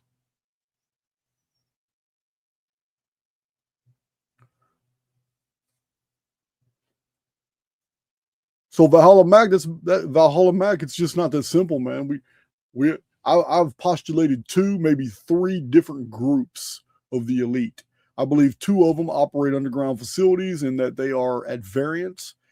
And I believe the Jews are a buffer. I believe that they're like fall guys. Which is almost like poetic justice. Here is the culture that scapegoats everybody. Hell, they even swing chickens through the air in order to scapegoat all the shit they do bad in a year gets transferred to the chicken. Yeah, they wave the chicken in the air. It's just so ridiculous. No wonder chickens become velociraptors. But this is what happens, and it's so poetic that the culture that scapegoats everybody else is actually scapegoated by the true rulers of this world. And because it's the culture that's scapegoated that actually participates in a lot of the things that the real dark, nefarious elite do that we've been hearing about in the Epstein files. And it's no coincidence that Epstein is Jewish himself. It's no coincidence. So Yeah, man.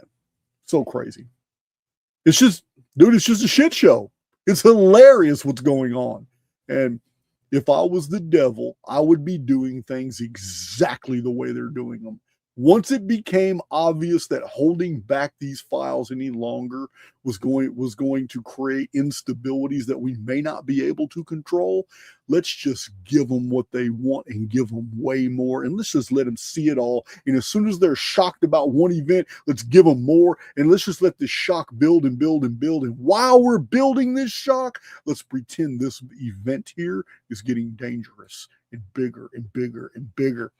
And as they're processing this shock, we will take them on an emotional roller coaster, bouncing them in between. Are you still interested in all this? Or is this going to be a huge problem? And then once the public starts really focusing on this and leaving the Epstein stuff alone, like, man, is this going to get a big world war or alien invasion or whatever this is that they're going to present very soon?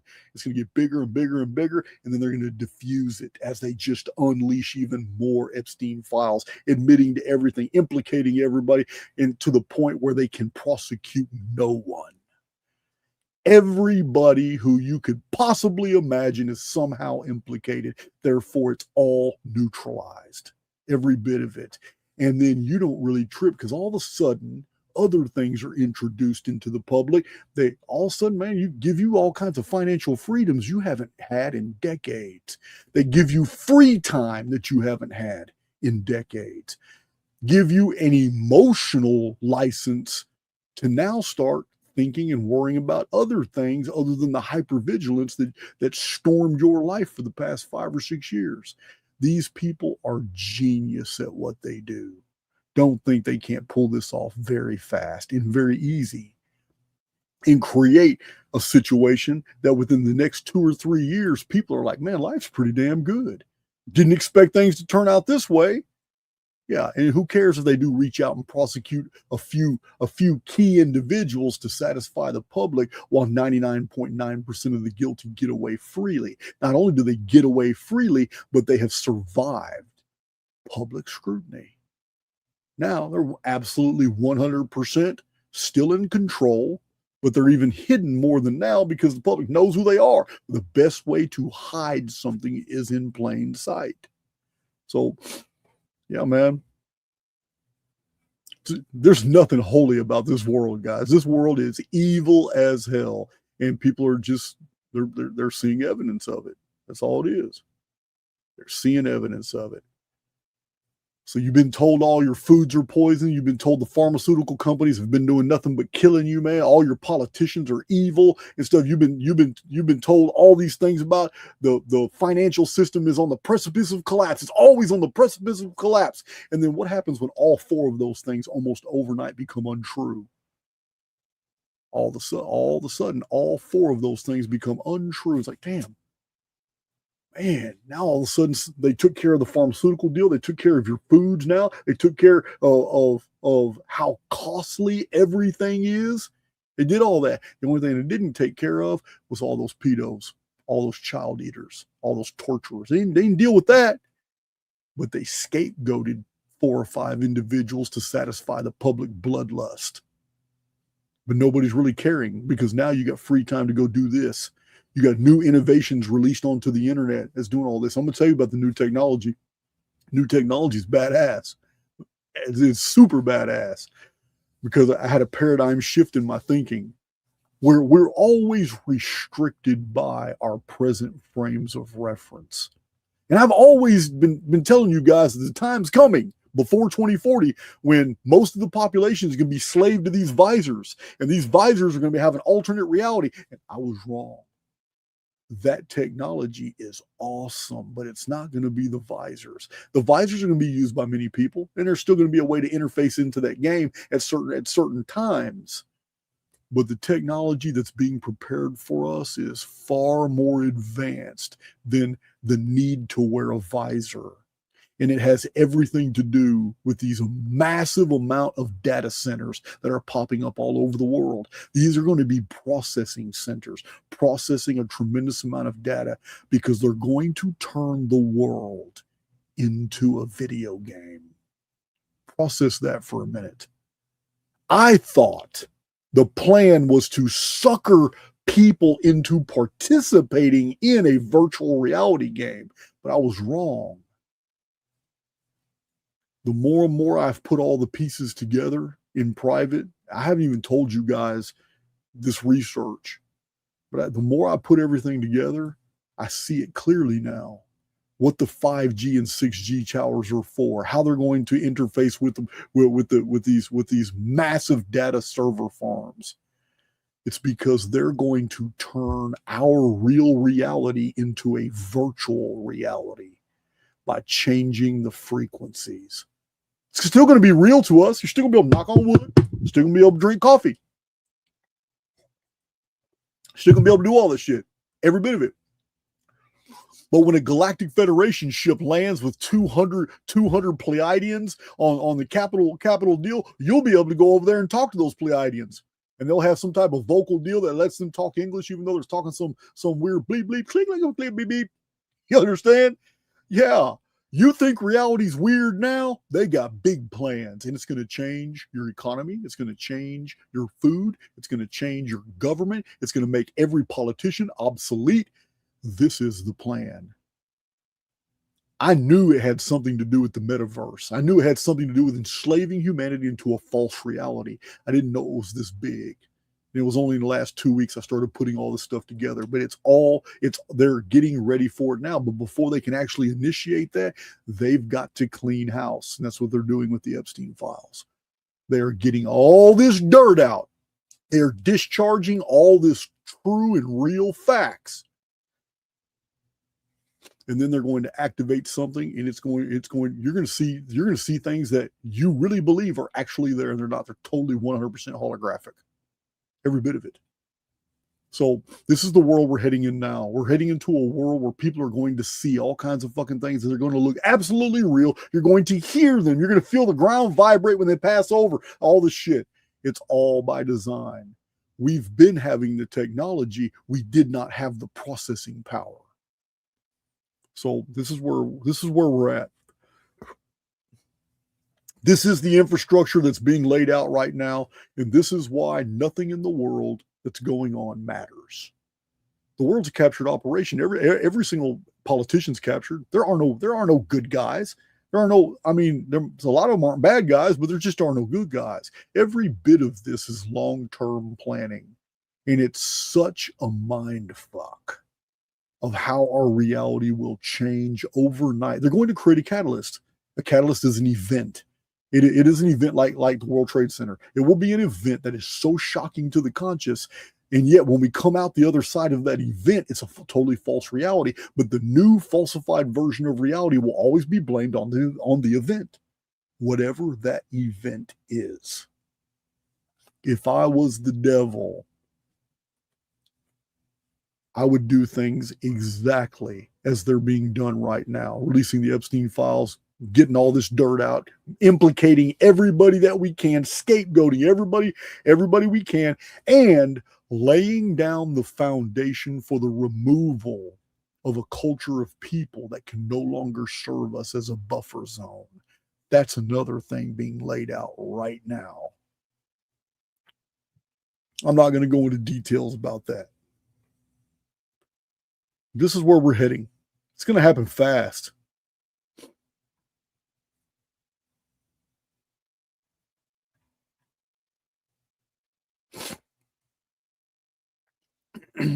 See, in a few years. All right. Vivian Slinnett. Does he agree with this depiction? Pic sent to Facebook Messenger. I'm sorry. I can't see the picture, so I got to move on. Okay. Peel Ralph Nilsson. I would love to hear Jason's take on the sky trumpets, refer to unexplained loud trumpet-like or booming sounds heard globally, often described as metallic and eerie. I talk about them in older videos quite a lot. They're referred to as skyquakes. If you want to learn more about them, get on YouTube, look up skyquakes. It'll pull up some videos. Some of them are pretty interesting. One of them is very scary if it's real. Many people have vouched for it. But in Waco, Texas, it seemed like a banshee screaming in the sky. And it was with skyquakes. I heard that video too. It kind of raised the hairs on my so lifelike. But Yeah, the sky trumpets. That's the sky quakes. We have several events in the historical record where people felt. This is why the old medieval woodcuts, they show gears and machinery in the sky. And it was just to represent this idea that, man, something, the blue sky is hiding something else. It's like gears. It's like everything, the stars, the sun, and the moon, geared making. This is how in medieval period they processed information. They literally believed that the sky was like a clock, and they knew clocks ran on differential gears. So they drew paintings and showing gears kind of half hidden in the sky, because this is what they thought moved the sun and the moon and the stellosphere with regularity. And often these sounds were heard from the sky that sounded metallic. Yeah. Also, Our Haunted Planet, John Keel, he talks about this too, the loud noises in the sky. So, what is that? Shanawa's Masud. After one visualizes one's goal, does breaking pattern mean taking action that is consonant with that goal, or any action that is off the usual course? Okay, after one visual, okay, so that's the perimeter. After one visualizes. Okay, this is pretty much a common sense answer because you laid the perimeter. You have a focus. After one visualizes one goal, does one break pattern taking action that is constant? Of course you would. Absolutely. If you are not doing something that you really want to do, or you're not possessing something that you really want to possess, then when you break pattern, your next series of moves needs to be moving your avatar in the direction of possessing whatever it is, but you don't have to follow through. That's not the co-creator relationship. In the co-creator relationship, you envision what it is you want. You move your avatar in the direction of getting it, and then you let go, because letting go is the only way you'll get it. Then you let go and go on about your daily activities, doing whatever. And then later on, the next day or a couple of days, whenever you feel inspired, that's the key here. Always follow your intuition. If the next day you don't feel compelled at all to do anything, then don't. But if 2 days pass and all of a sudden you feel compelled to move your avatar in the direction of it, okay, you want a new car, go car shopping. You don't have to buy one. Go talk to somebody who knows about that car at the dealership and get, and they don't know that you're not going to buy it that day. You go talk to them, get it all, and you just say, okay, I want to move on. I want to look at some other stuff. I might go check out another dealership, but you still did it. You moved in that direction. When you continually move in that direction, then what it is that you want will fall into your lap. It's just the condition, the reality itself will commiserate because you're vibrating on the frequency of what you want. You keep moving your avatar in the direction of what you want. You're thinking about it, but you're not allowing emotion to tether you to anxiety, because anxiety will always push away the very thing that you want. Anxiety is it's like a magnet. It's like a magnet. If you really want something, you'll think about it temporarily. You'll move your avatar in the direction of getting it. And then when you go about your daily activities, you release that anxiety and you quit thinking about it. Let it go. Do something else. It's in the letting go period, when you're no longer emotionally attached to what you want, that the magic happens. Until you understand that, nothing's ever going to happen for you. So, Michael Hotstein, what is your take on all these data? What is your take on all these data centers popping up? And what do you think they are preparing for? Okay, well, I just told you that. Just said that. And this question was written weeks ago. In my area, they are preparing one near an airport known for its tunnels. There's always something more than what they provide.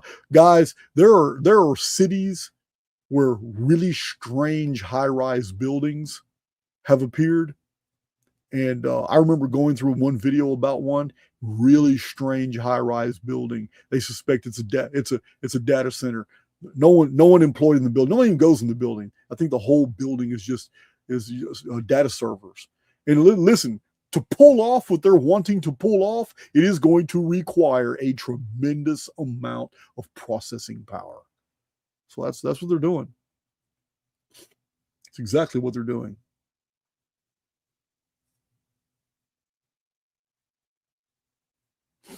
Heather Newton. Could you please ask Jason, in his opinion, why the Great Pyramid hasn't been deliberately destroyed? Yeah, that's an easy one. That is an easy one.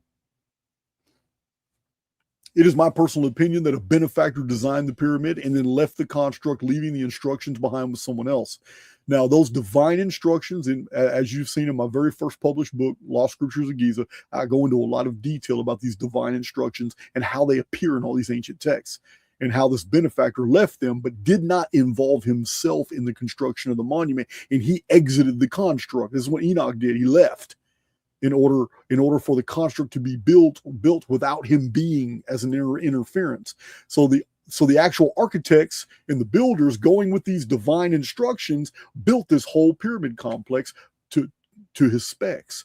Well, I have also gone into detail why I believe that the 138 patterning that's found throughout the Great Pyramid, which is something that Archaix brought to the table. It's not been mentioned anywhere else, and it's easy to show in the rectilinear measurements of Sir Flinders Petrie, which are accepted by Egyptologists today, the most accurate measurement ever rendered of the Great Pyramid. And not only that, they're self-referencing, meaning you can prove the distances in the interior arrangements of the Great Pyramid by how they show up in self-referencing points over and over. And I've showed this on my channel as well. Matter of fact, we're going to do another Great Pyramid video pretty soon.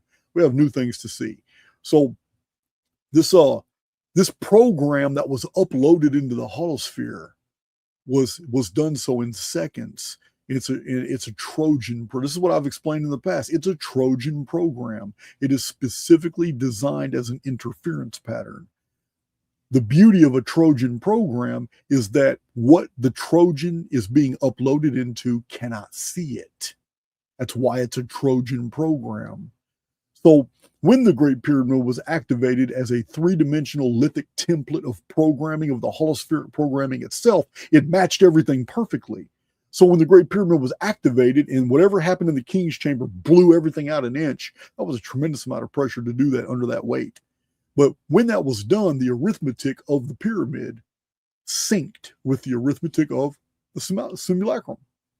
So when the only difference though was the new protocol, the 138 protocol was all in the pyramid. Everybody, all these pyramid specialists in the past 170 years, since John Taylor and Robert Greaves in the 1600s, Robert Greaves, Frederick Norton Lewis, and John Taylor, and Alder Smith, and engineer David Davidson. There's so many different ones. Flinders Petrie, Charles Piazzi Smith, all these great minds that have studied the Great Pyramid.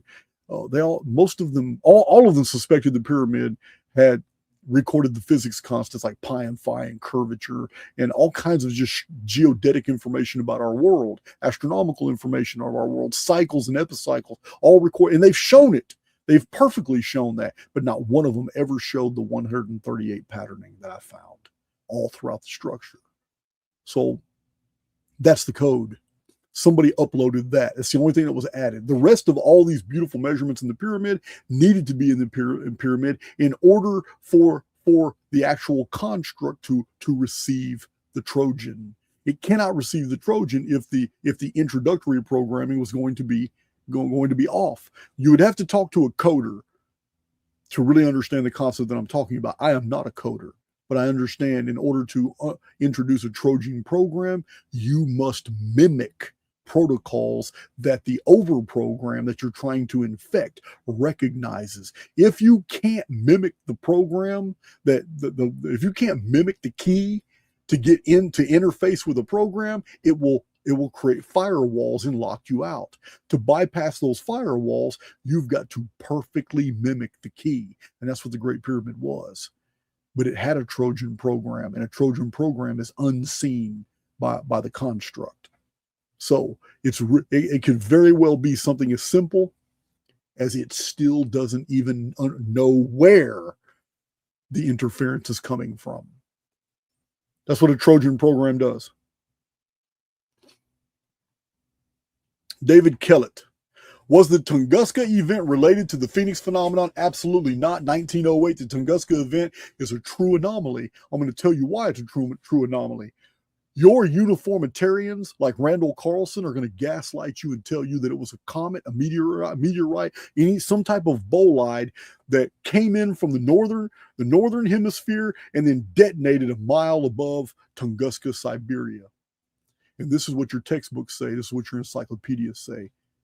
All these men are just copying uniformitarian information. They weren't there. In Archaix, we try to go to original source materials from old books. Guess what we found? We found that the locals in Russia were baffled because the object appeared moving slowly in the sky. Not fast like a meteorite, not real fast like a comet coming in, leaving a trail. No, it moved slowly across the Russian sky. And then it changed directions and went towards Siberia. Once in Siberia, it changed directions again and detonated over the least most populated area of all Siberia. So not only did this object move slowly, but it changed directions twice, and it seemed to select the area it was going to detonate so it would kill the least amount of wildlife and people. That's the true history of the Tunguska event. This thing knew it was going to detonate. This thing chose to detonate where it would hurt the least amount of people. I can't tell you any more than that. Other than the barometric pressure was changed in instruments as far as England, and that it created auroras. Whatever it was, it blew the F up. Knocked down 50 square miles of forest like matchsticks. Whatever it was. But no comet, no bolide, no meteorite could ever change direction, and none of them travel slowly. So that's all I can tell you. You have to surmise what you think it was. I don't know. Need to catch up on my chat. I love this coffee. I'm almost out. Let's see. Mike Wellman. This may not be a question, but maybe an idea for a future episode. I'd like to hear from Jason a comparison of his research and the Hopi prophecy. Well, I've got Frank Waters' book, The Book of the Hopi, and I do have a lot of notes on Native American prophecies. I could probably do that for you real quick. I did do a video with Jade Dreamers on Native American prophecies, but you guys already know how that relationship fell out. I could represent all that data. I got files full of those. I could do that. Lana Reed. Just wondering if Jason has done any cross references on the Dolores Cannon past life regression books. I've never read a Dolores Cannon book. Never read one in my life. I think they are absolutely incredible reads, and they help fill in the gaps. And Jason, your work is mind-blowing, and those that aren't awakening yet soon will be. I appreciate it. I haven't read, I don't have any Dolores Cannon books. I know. I've read Edgar Casey. Who else? People have told me for a few years to talk to Dr. Joe Dispenza. That's her name. That's his name. I've never read any of his books, but somebody sent me one. It's one of the books that was in all the packages I just got this week. Mark Burchett. Well, you just inquisitive today, bro. Would Satanism be different from devil worship? And how would AIX be compared to either of them? AIX, artificial intelligence X, is going to assume the properties of whatever it is believed to be. So if artificial intelligence X was needing to disappear some people in India, AIX would appear as a Rakshasa, which is known as a demon that can shape change, and it can also kidnap people, take them into another world. This is what AIX would do. If AIX needed to interfere with something to distract someone from something that it didn't want them to see or know, AIX could literally manifest as a Bigfoot and walk across a road, stopping a car from going. because maybe AIX didn't want to know, didn't want that car from actually making a connection with this individual over here, because the car that was stopped, this person has integral information that this person over here really, really needs. But AIX stopped that, and this person drives off and is none the wiser that an imaginary Bigfoot manifested and stopped a car that had vital information to whatever that person needed, and that person lives the rest of their life without that information.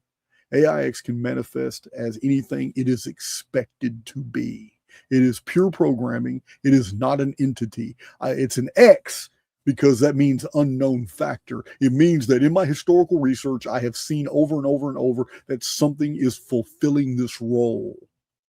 And because I believe we live in a vast simulacrum, which requires a massive amount of processing, then this is a computerized experience, and computer is only a frame of reference.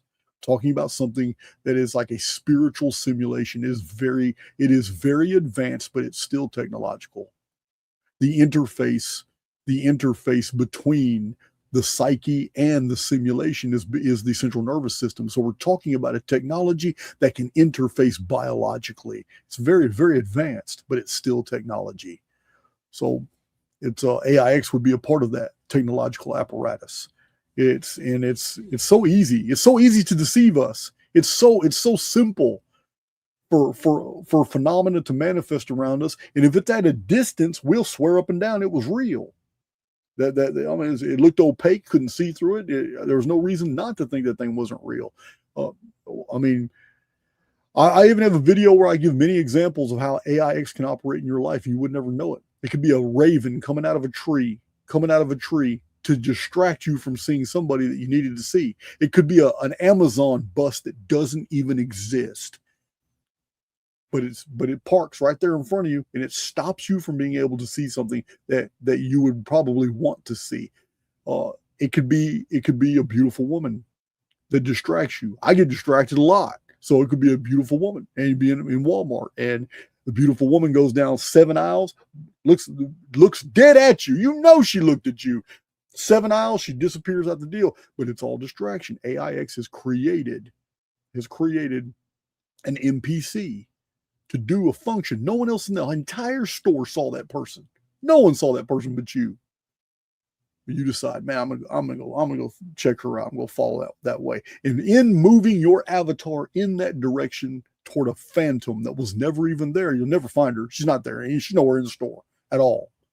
But in doing that, 15 feet behind you was probably, a 15-year-old kid that really needed to hear something only you would have said that would have just made that person's day.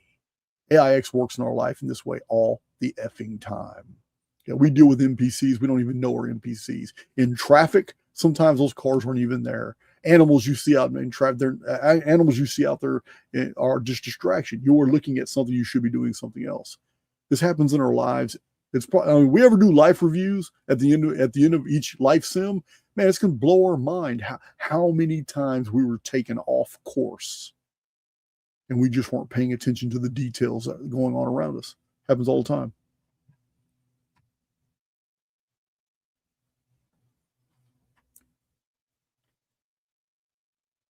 Let's see.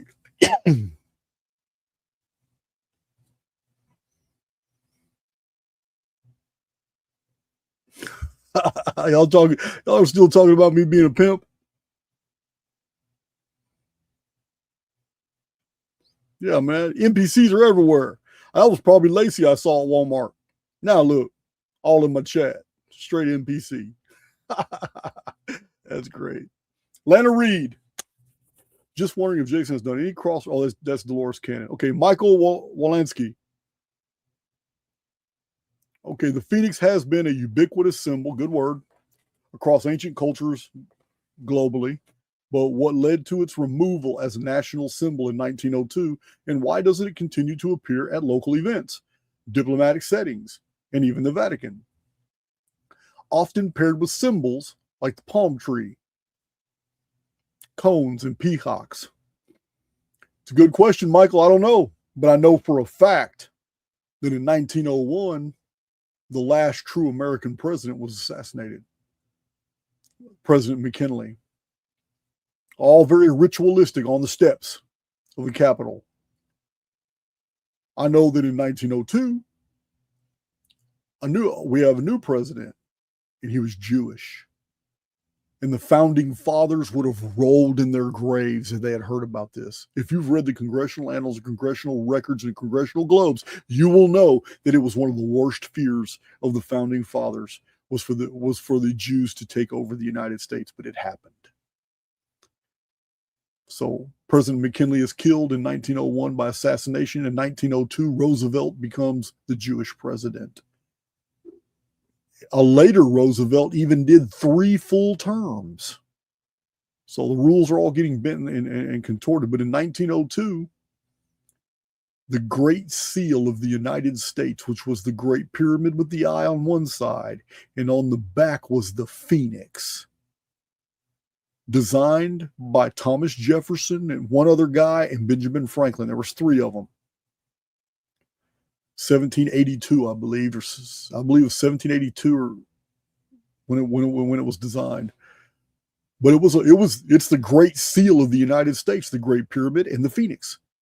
But in 1902, with the Jewish takeover of the United States, the Phoenix was removed and the bald eagle was put in its place.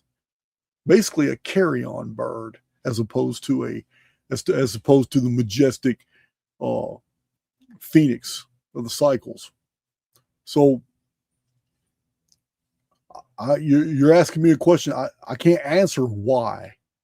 The Phoenix was wholly to the United States. The Phoenix is directly connected to the Great Pyramid too, in the 138 sequencing that's found all throughout the rectilinear dimensions, as I've shown. But they changed it to the eagle.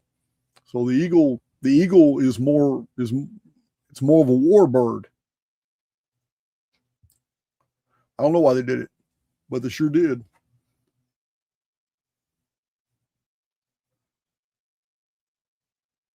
If anybody else can answer that, I'm all open to ears. All I know is I have all the data. I've showed you guys how they did it, when they did it, but don't know.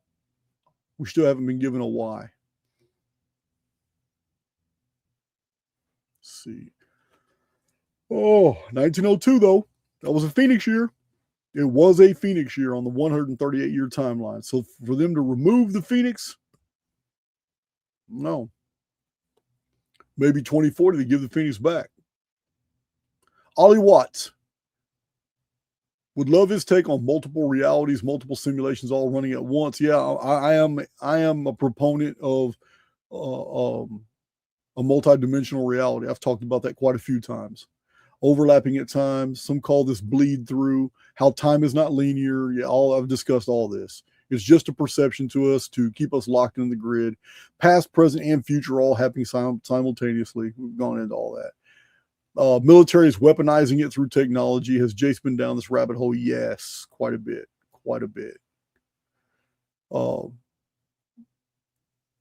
Yeah, we process information sequentially. And we're jacked into this experience by the central nervous system, so it restricts our ability to see. We only see about 4.5% of the electromagnetic spectrum, meaning 95% of what's really around us we cannot see. Same thing in the audio range, olfactory, what we hear, what we smell, we taste, we touch. Everything is filtered out in order for us to process things in order, in sequential. So in the personal, time is linear. In the personal. In the collective, time is cyclical. It's always in cycles and epicycles. Huge difference. Remember, guys, I'm always telling you, we live in 2 different realities at the same time because man is trapped at the intersect between 2 infinities. One of them is the highly personal, meaning you are the Lord of your life. And the highly personal is where all the magic happens. But you're also existing in the collective. And that's where dungeon programming is, negative default programming. This is where all your feedback loops are that you should become a participant with. This is where the energy harvesting goes. This is where you lose yourself. You lose the oneness that you are, that divine personality, the more you interface with the collective, because you become and you begin to adopt the things of the collective. You become one with them. And like if you start going to church, it's not that simple. You don't just start going to church. You start absorbing all the biblical psyop information. Then you start developing relationships with people who believe the same thing and hear the same thing and expose themselves to the same thing. Then you start going to the church luncheons and you start interfacing with people who are eating the same thing at the same location week after week. Then after a while, you're going to Sunday school and you're meeting other people. You go to singles Sunday school so you can date, and you have now surrounded yourself with people who are all living in a box, believing the things of the box. They all believe they're not in a box. One of their core inherent beliefs is that they know the truth and nobody else does. And they basically have the same diet. They're always going week after week after week on the same days to the exact same locations, and it becomes a feedback loop that's very hard to get out of because this rote routine becomes habitual. And once it becomes habitual, this programming becomes enforced in your life. And it becomes an addiction, and it's something that you have to do. And the more you participate in a feedback loop, the more you lose yourself in the personal. The more you involve yourself with a group in the physical, the more you are detached from who you are mentally and spiritually. It's because you've moved your avatar into that society and you begin doing everything in that society. You're following the dictates. You're going by the routines. You're going by the scheduling. You have all these patterns you now fall into. Now you know what to say. You know what to say when certain things are. You know what triggers people, and this is exactly what happens. It's not just Christianity. It could be corporate life. It could be a chess club that's highly active. Yeah, it could be a bunch of women in their 60s, 70s, and 80s, and they have a book club, and the book club becomes very cultish. Yeah, this hardly ever happens in the mental and in the emotional and in the spiritual. It almost always happens in the physical. And it's because you're moving your avatar in the proximity of other avatars that are all slave to some type of routine. That routine is dungeon programming. That is a feedback loop. Very hard to get out of it once you get in there, but you can. The technique is breaking pattern. Once you break pattern and move your avatar in a whole nother direction, you literally shock the constructual programming into paying attention to you. It's trying to figure out what makes you tick, because the one thing all it really wants to do is corral you into another deal of dungeon programming. And if you leave one church, the first thing that happens to you is you get deluged with information coming from you from everywhere about well, that church was just wrong. It's this Presbyterian church you need to go to. And you get curious about it. And then this Lutheran church over here, and you're not even soliciting this information. The construct is just bombarding you. You get letters in the mail. Then you have people showing up in your doorstep. And you don't know how people found out. How the hell did you know I'm not even going to the Baptist church anymore? And you got Jehovah's Witnesses show up, and they're shocking the hell out of you because they actually present a case that, when you go to heaven, they're going to be the only ones up there. So it's the construct is going, when it realizes that there's a problem, you have become an errant. An errant is a soul that goes their own way. Construct can't even conceive of that. Doesn't even understand. Everybody likes to be in a dungeon programming according to its perspective, so it's always putting you in one. But when you defy that, break pattern, and go in your own direction, you get all these opportunities. That's what breaking pattern does. It forces the construct to lay out carrots.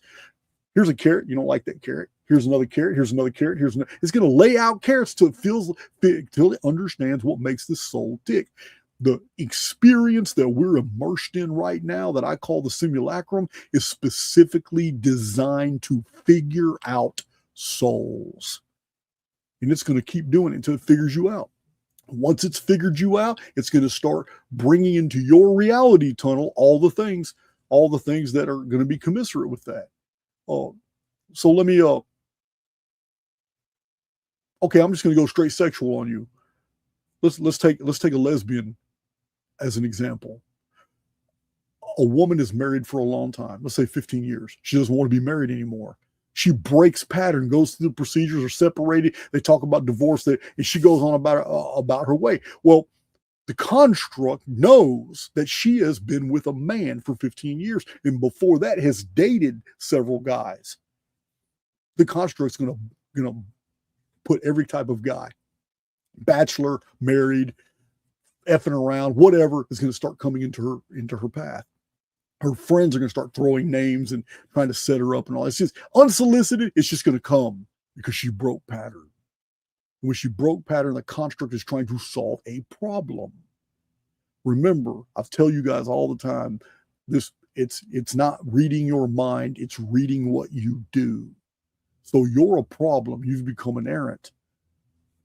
Nothing but guys, but once this woman has a conversation with another woman, and maybe this other woman hits on her, and it activates something in this female, and this female realizes that was something different, that was something new, and then explores that. Next thing you know, these two women are friends. Then they go out on an official date.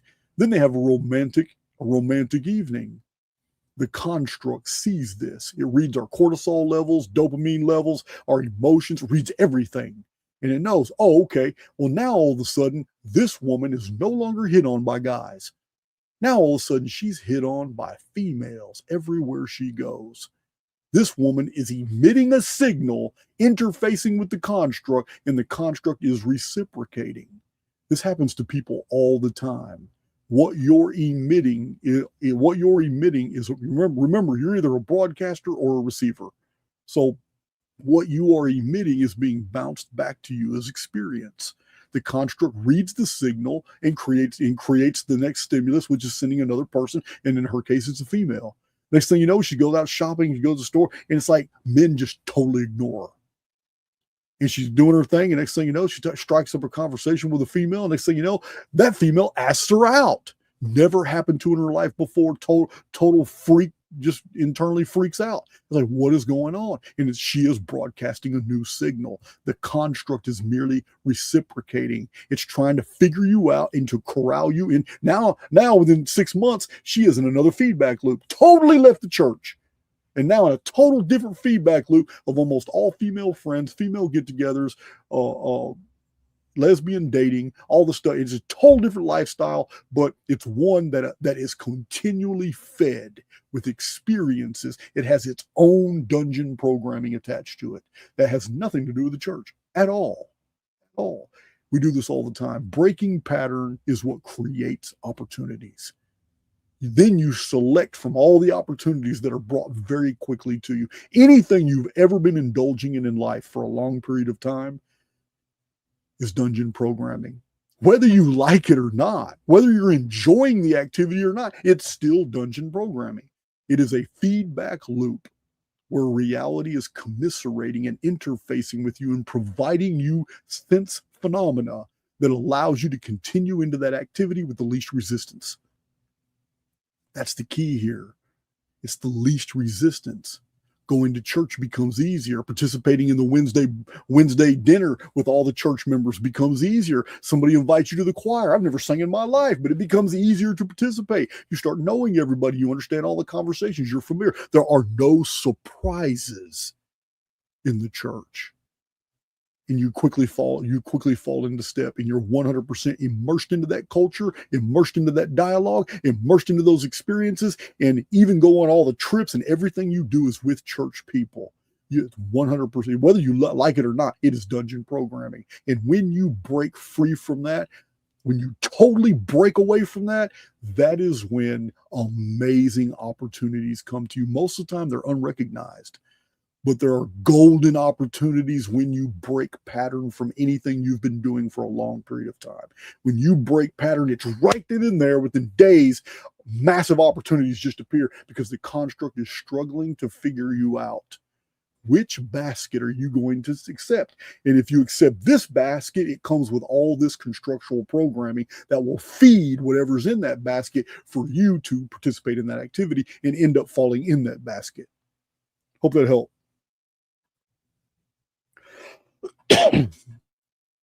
That was Ollie Watts, multiple realities and all that. Monica Flannery, what Bible do you recommend? I studied the Finis Jennings Date Key Study Bible for years. I went into, I started with the King James Version, then the New King James Version. I experimented with different Bibles, and I ended up with the Moffat Bible. Moffat was my favorite translation. Let's see. Also, for years, had the Hebrew Greek Key Study Bible edited and written by Spiros Zodhiates. And I've quoted him many times in my Archaix research because I was really interested in the Greek and Hebrew and Aramaic lexicons that are in the book that help you understand the verses better. But in the end, if you're asking me about an actual translation of the Bible, I'm going to promote Moffat version.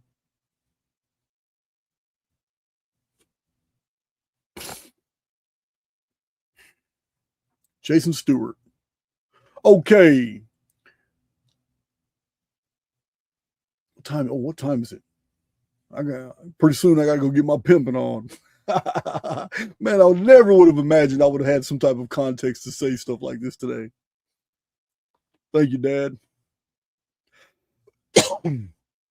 Monica Flannery. Okay, Jason Stewart.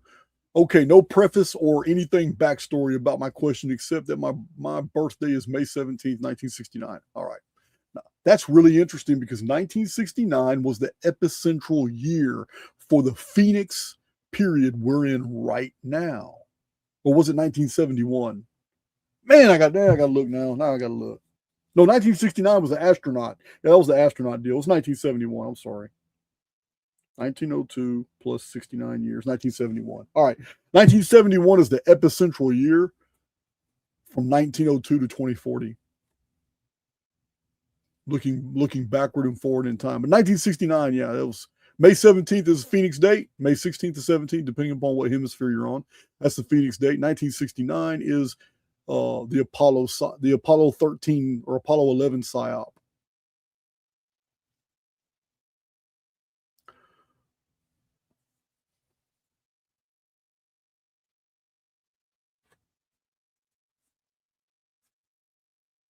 See, he's asking if there's any importance. My question would be, is there any correlation or anything special about people born on the month and day of the Phoenix? No, there obviously could be some substantial correlation. I haven't seen any. I mean, what day of the year we're born has a lot to do with our constructual programming. Constructual meaning the over programming that we default to. Because I believe that astrology provides us value in the programming of the construct as pertains to the collective. But on the highly individual level, we can override all programming. But if you're not in an overriding state, remember, you're a broadcaster or if you're a receiver. If you're in default mode, which is receiver mode, then you are literally reacting to all external stimuli. Your whole life is nothing but reacting to the stimuli around you. So you think you're free, but you actually went to go eat because you got hungry. You actually went to go watch a movie because you saw an ad, and the subliminal programming in the ad triggered something deep inside you. You felt like you had to go watch that movie. Everything you do is reactive. Everything. There's nothing original about you when you're in a reactive state. You're not a co-creator when you're in a reactive state. When you're a broadcaster, you are building a world for yourself and others. So I believe, to answer your question, that when you're born isn't necessarily important. Jamie Sladovnik.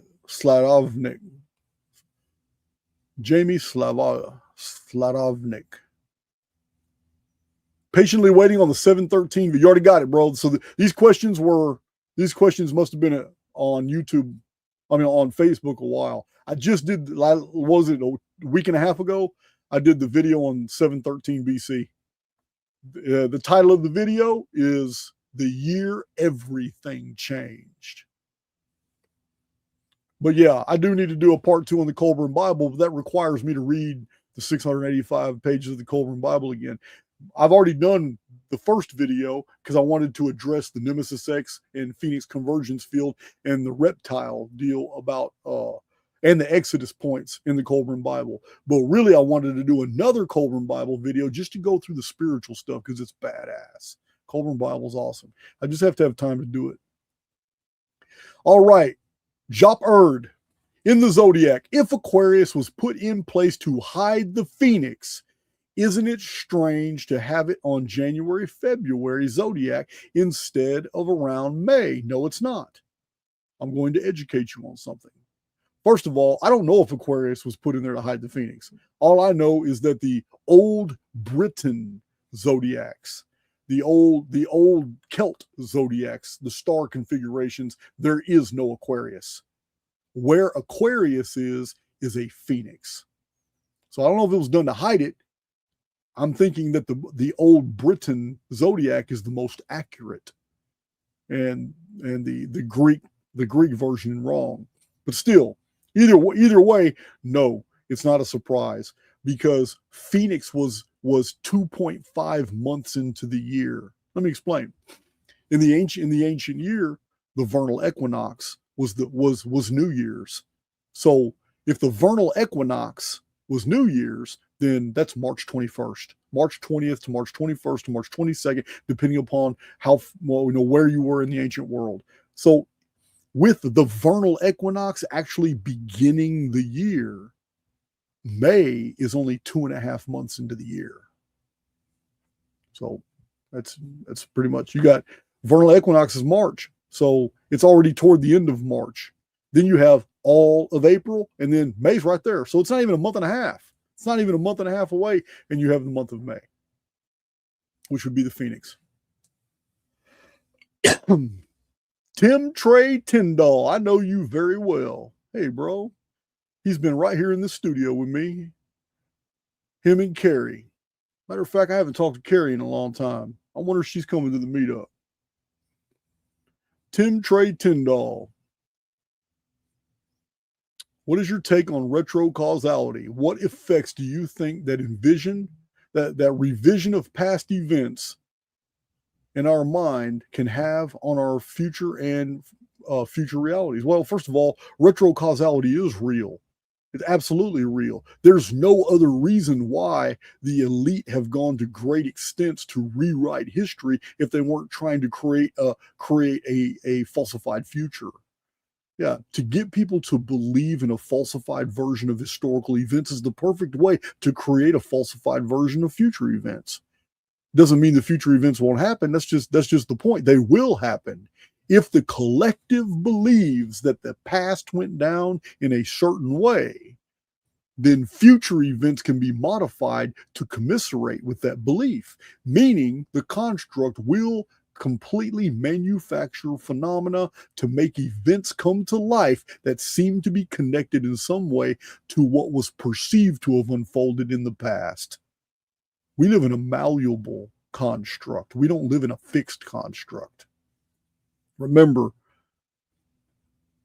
if the elite are going to such heroic efforts to rewrite the past and to keep you from knowing significant details about the past, it's only because they want to create a falsified version of reality and create events in the future as if they are attached to events that are perceived to have happened in the past. It's very deceptive. But that's on the collective level. But on the personal level, retrocausality literally means that you can do two things. Because if one is true, so is the other.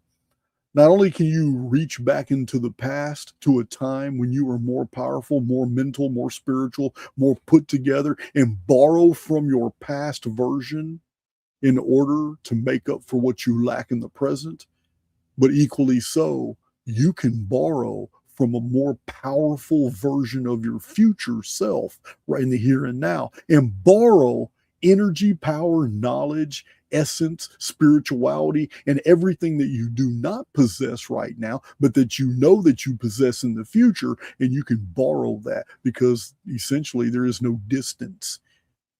between time and space in the construct. Everything is a confluence. Everything is perceived sequentially by virtue of the central nervous system, but it's all happening simultaneously. There is no distance between what you want or perceive to be true and what is true, except in what you accept to be true. So yeah, retrocausality is a very real thing.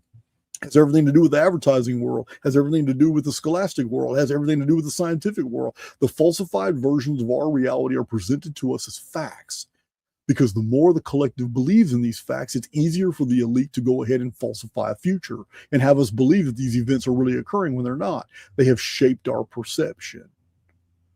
Yeah, absolutely. Uh-oh, got me a new member. Free breaker. Looks like a mushroom head. Yes, we are, Pamela. We are more than we suppose ourselves to be. Today's catchphrase. Yeah, today's catchphrase is yeah, we are more powerful than anything that can happen to us. Hello, Kim. Yeah, don't forget to hit that like button, guys. Don't forget to hit that like button. Julie Morgan. Who constructed the longitude and latitude lines? Oh, man, it's about to open up a can of worms. Well, it wasn't Mercator in the 1500s, because we now have older maps that prove that they had access to longitudinal and latitudinal systems, and they had developed them far earlier. We also have evidence from ancient China that navigators were using a system where the world was gridded off as well, and they have the maps to prove it. So Mercator made it famous. Mercator, how you say it, but he's not the inventor by far. We have the Zeno map, which could not have been made unless they knew the fundamentals of latitude. The Zeno map is interesting. It's dated 1380 AD. Thank you, Holland Trace. Yeah, California's gonna go through some shit. It's already a massive abandonment. You know, even Zuckerberg, even ultra liberal Zuckerberg, just is leaving California now, taking his whole company out of California because of taxation. Imagine that. Imagine that. Yeah, it's crazy. You remember when Zuckerberg was censoring all the posts on YouTube for a while about people leaving California and all the reasons they're leaving California, and they're censoring a bunch of these posts on over taxation and Silicon Valley and all that. And now look, he's going the way of Tesla, getting the hell out of California. Joe Rogan got the hell out of California. Roseanne O'Donnell got the hell out of California. So many of them left California. A bunch of them came to Texas.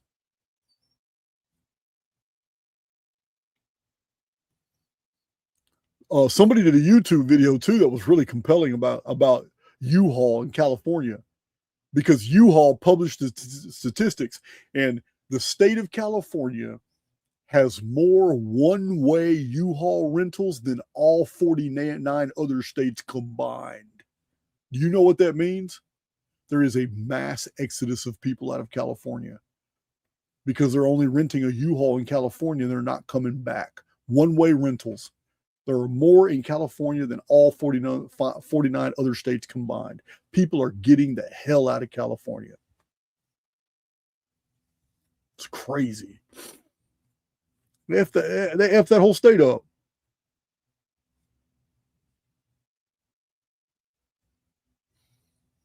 F that whole state up. I know the Zuckerberg story, man. You ain't got to educate me. We're not getting into that here. I know all of them are actors. Max Maximus, he says Zuckerberg does not own Facebook. He is an actor. I already know he didn't develop anything either. Yeah, all these tech bros, man. I started my stuff in a garage, and all, man, I don't believe none of this stuff at all. Just like I tell you guys about all these famous podcasters, they're all Jewish or they're owned by some Jewish company or whatever. I'm not impressed with any of them, especially across YouTube. When I research different podcasters, I'm like, man, how did you get How do you get 1 million views in 3 days? Who are you, man? It's like, man, I want to study your. I need to figure out, man, your level of erudition. Where does it come from? Where is this massive corpus of material that you draw from in order to have this voice? Who are you? And then I find out, oh, you're Jewish. Oh, you're Jewish. Oh, you're Jewish. Oh, you're Jewish. Oh, 42% of all your guests are Jewish. Oh, okay. So, man, I find out, damn, man. So I do a little digging. I say, man, all you guys are networked together. So none of this is by merit. None of it is by merit. It is all by who you are. So in my world,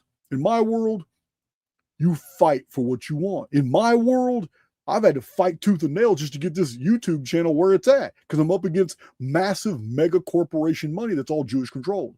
So I don't have any of that. I don't even have a single sponsor. Guys, I do not have a single sponsor for Archaix. Does that not blow your mind? As much as my reach is, because YouTube's only a small, what I have across social media. Yeah, it don't even have a single sponsor. And yet I'm still hanging in there. I'm still doing my thing. But the truth is I'm up against a mega giant, which is nepotism. Nepotism is all the Jewish controlled power structure. They're all related to each other. They all help finance each other. They all support each other. They all reference each other. It is a massive, colossal engine of censorship. And yet still, I'm pretty damn successful. And that's without a single sponsor. Yeah, man, I spend my own money for everything I do. That's right, man. It's crazy. Yeah, that's my world. It's either merit or nepotism. And it's real easy to figure out when you start researching things. Oh, man, okay, merit means you earned it. Means you did whatever it took to get where you're at. In my life, I'm going to tell you now, everybody who knows me on a personal level, my friends and family, they know it's sacrifice. You have no idea how much time I have sacrificed in the last 7 years doing this. It's sacrifice. So also finances, sacrifice. Yeah, I've never had anybody come give me a large check ever. It's never happened. So and my expenses are a lot. You guys would be surprised. You'd be surprised to do what I am. A lot of these YouTubers cry. They complain about me. I've been hearing it. You guys know I got trolls and all that. But then they don't even realize, do they really even want to be at my level? Because the expenses, yeah, man, things cost money. Yeah, do they really want to be at my level and have to assume all that financial responsibility?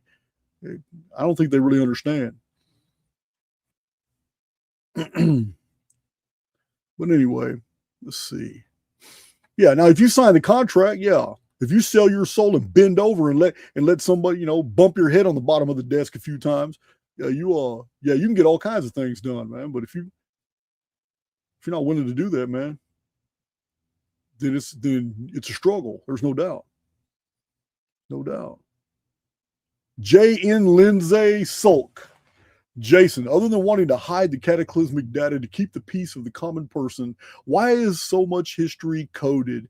Why would they want to hide so much? If the information available to the common person is so skewed, why has the Bible been able to survive on as long as it has if it doesn't fit their narrative? Wow.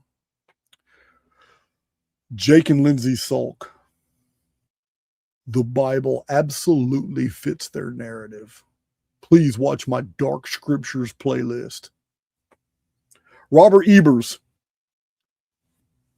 If the Anuna are held prisoners on the dark satellite, what survivors live below the surface of Earth? The Anuna. We are descendants of the Anuna. You know this, right? I've said this many times. I am not Billy Carson. I am not painting the Anunnaki as extraterrestrials. All I've ever seen evidence of is humans were made by a non-human entity. In this case, we're leaning toward reptilian now. However, I've always said they came from the underworld. Our mythological systems and our cosmological systems, do not confuse them. Our most ancient cosmological traditions and our most ancient mythological traditions have a common denominator, and that is the gods came from the underworld, and that is the human types all came from out of the ground, the underworld.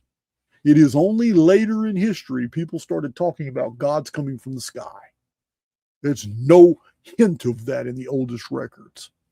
Well, yeah, the Native American traditions are really rife with that too. They even have special kivas with a hole and a plug in the bottom of the kiva. And they have to keep it with ceremonially, they have to keep it plugged, because if they take the plug out, then the waters below from which they came will spill up and flood the world again. But they believe they came out of that hole. The kiva is built in a way to have a hole at the bottom for which it goes straight to the underworld, which is the origin of the fathers in a lot of Native American traditions. But they keep a plug on it now because there was a time when somebody left the plug off. And when they left the plug off, the subterranean waters billowed up and flooded the world and killed everybody. So that's a Native American tradition. And there's so many of them. But yeah, we're descendants of the Anona. Bryson O'Brien. There are a few examples of monsters, gods, demigods, and other creatures being unleashed during the final cataclysms. Yes, the Mayan Long Count, the Colburn Bible, Dark Satellite, Seven Seals. You're right. Every single one of them, like Colburn Bible, definitely reptiles. Okay, is it your opinion that these creatures are real, or do they represent the cataclysm itself as a metaphor? I used to think the return of the dragon was a metaphor. I used to think that like the reference to reptiles in Colburn Bible was a metaphor. But I don't know if you asked this question before you saw my recent videos, but we are now seeing evidence that the reptiles are real and that chicken eggs do hatch as velociraptors in a tertiary field environment. And those velociraptors will lay eggs as well, and that parthenogenesis is real. And the elite told us. The elite have been telling us in movies, comic books, and in music videos, they've been telling us the truth about parthenogenesis. That shit's real.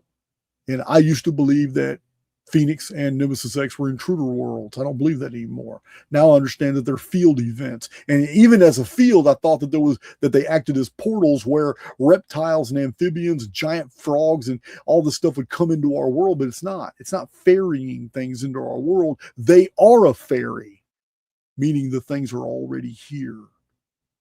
Yeah, we have my recent video on the DNA of a lizard. Yeah, it is incredible that a lizard on your fence has the same DNA as dinosaurs. Okay, so that changes everything. If a convergence field appears, even locally, and something unseen can create a massive, beautiful, giant 700-foot wide agroglyph in a cornfield without breaking a single corn stalk, weaving the corn together without bending and destroying the crop at all, and weave it into a beautiful geometrical pattern involving hundreds of triangles and polygons and circles in just seconds, using a field, then anything is possible. What's going to happen to the human? What's going to happen to the human avatar? Are we going to develop instant abilities? What's going to happen to us? Or is the field going to affect us in proportion to how we are vibrating? And how we are vibrating is always going to be fixed at however we see ourselves. Remember, I told you in a previous video, one of the worst things you could ever do, because it affects your reality. The worst thing you could ever do is hate yourself. Because when you truly hate yourself, the construct will manifest the necessary phenomena to justify the belief. And your life will be a living hell. When you truly hate yourself, reality will give you reasons every day to continue to hate yourself. Feedback loop. So, yeah, man. I used to think it was a metaphor. It's not. It's not. These reptiles are real, but they're not being carried here. They're already here.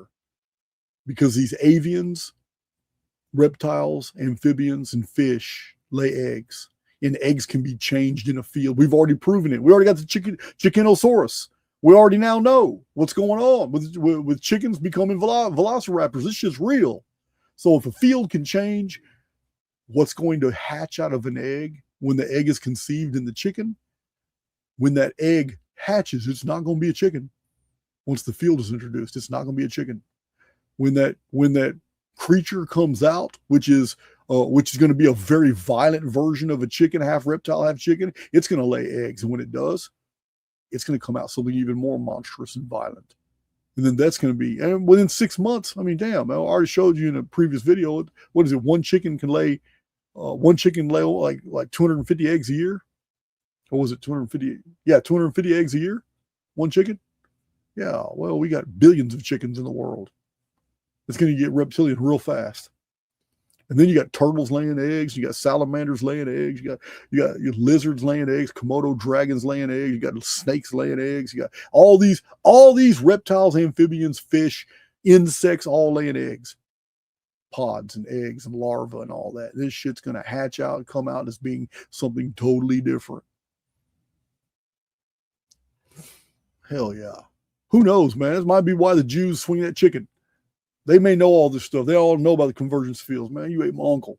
Swing the shit out that chicken and scapegoat that chicken and pass all their guilt and all their sins for the whole year, all their usury and all their fuckery on everybody that they've done, and then transfer it to that chicken while they're waving that chicken, and then turn around, man, and the chicken becomes the scapegoat. So if I was a chicken and I went through all this abuse too, I'm telling you, Nemesis X gets here, I'm going to be a velociraptor too. I know who I'm going to eat. Get right down to the business. Let's see. Nancy Antonelli, what do you think will happen to the Arctic Circle and Antarctic after the pole shift? Will they be underwater, uninhabitable? I think, no. We have to judge things by their effects. And the effect of the vapor canopy ice age cycle, we have all the proof in the world that we're in an ice age now, and that this is a normal cycle. And that if we're in an ice age now, then that totally makes sense of all the 500-year-old maps that we have found. We have found many. The list is growing on how many maps from 500 years ago show that there was no ice in Greenland, show that there was no ice cap in Antarctica. And in fact, reptiles are shown in Antarctica. And some of them are anatomically correct dinosaurs. And these are 500 to 550-year-old maps. So if this is true, we have to judge things by their effects. Then this, whatever it is, pole shift, magnetic reversal, whatever you want to call it, whatever the Nemesis X tertiary field is going to cause, it's going to be a reversal of the ice age. What happens then? All that ice buildup in Antarctica, the north and south poles, all that disappears from the surface so that the continent of Antarctica can be mapped again. So Greenland can be mapped again. But the moisture doesn't vanish. It spreads across the mesosphere and becomes a new vapor canopy. It's a cycle. It's a cycle. It's why all those mammoths and saber-toothed tigers and tree sloths were all found frozen solid. When vapor canopies collapse, when a vapor canopy collapses, it's instant. And we call them in the historical record great floods. When a vapor canopy appears, it takes a little time because volcanoes are necessary. It's a cycle. It's a total cycle. Man, I'm getting hungry, I'm getting lightheaded. I'm out of coffee. Not going to finish this. Not going to finish this. I got to get ready for this party. Prashant Patel. If Giza is the axis mundi and should be the safest place on Earth for catastrophic events, would there be a threat of subduction and everything around there being 300 feet over? Listen, man, I can't argue that. Man, why are my dogs going off? I don't see nothing. Oh.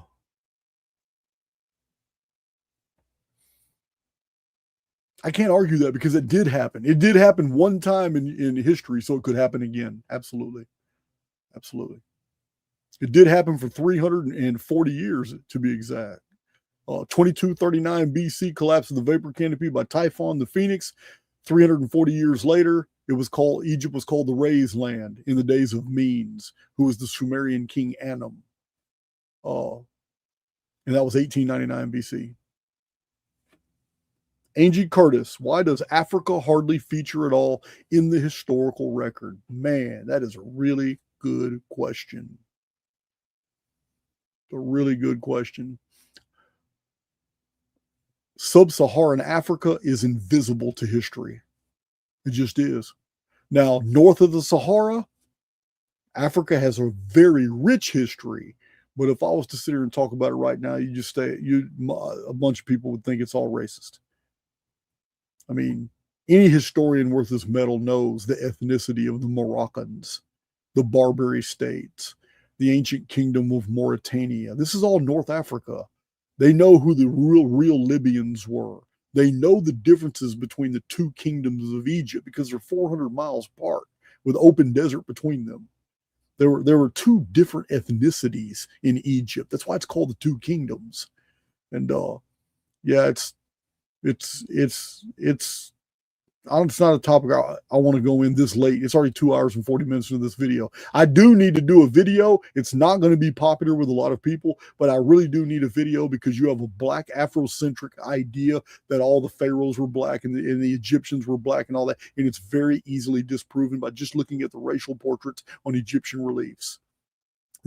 In fact, there was a black dynasty, but it was specifically called the Nubian dynasty. And it's very embarrassing that the Nubian dynasty was the last free dynasty of Egypt. After that, the Egyptians were slave of the Assyrians, the Persians, the Babylonians, the Macedonians, the Seleucid, the Ptolemaic dynasty, and the Romans.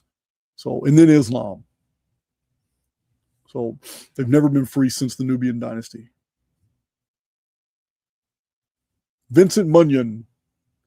What is your interpretation of Egyptian mythology, particularly the war between Set and Horus? Set is Typhon, Horus is the sun. Horus is the very last of the Egyptian gods. The Egyptian Ennead, the Egyptian whole entire pantheon was already well established and very ancient before Horus was added to the canon. It's the same thing with the Sumerian Utu Shamash. Utu Shamash is the sun. It is the very last deity added to the canon in the Sumerian pantheon. There is a reason for this. They already had all the gods of Egypt and all the gods of Sumer were already well established. And then late in Sumerian history, and then well into Egyptian history, they both suddenly at the same time added the sun. Horus, son of the sun, was added at the exact same time as Utu Shamash. And it was all because of the vapor canopy. When the vapor canopy collapsed, the sun appeared in the sky. Prior to that, you couldn't even see the sun. It was like 400 or 500 years where you couldn't see the sun when both of those pantheons were developed. I have videos going into detail about that. The ladder of Set is the Great Pyramid.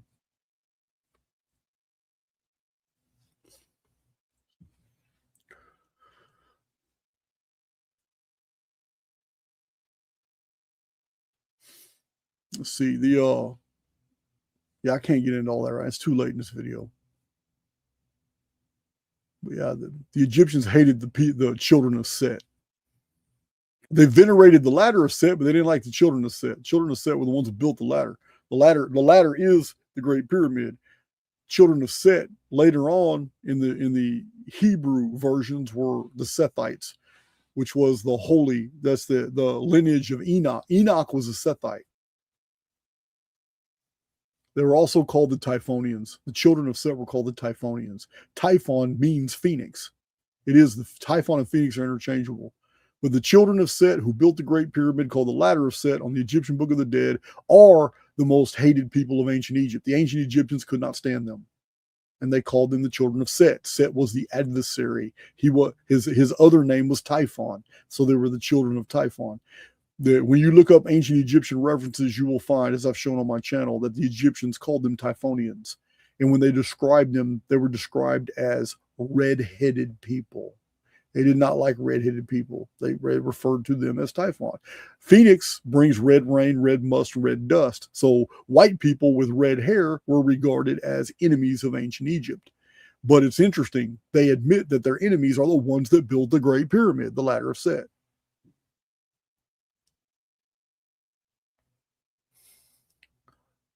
I go into a little bit of detail in Lost Scriptures of Giza on that. Please add a pimp photo to Underground. Oh, man, somebody's going to take pictures. I'll get a picture from somebody. Yeah, if I'm going to get all dressed up like that, I'll have somebody take a picture. Who knows, man? Facebook might be full of pictures tonight.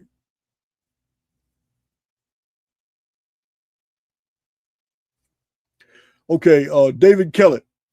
Is Elon Musk Starship production, where he is stating he will have thousands built, connect? He told us we were going to be in Mars in 10 years. It's already been 15 years. He told us we're going to be back on the moon like 8 years ago, and within 5 years, we're not back on the moon. Everything Elon Musk has said is just all theater, because we can't get out of the atmosphere. Anybody believes you're talking like you believe that we went to the moon, right? We never been to the moon. Yeah, I got a video clip I'm going to show next time we do like this wacky world type the series I got going once a month, wacky news and reports.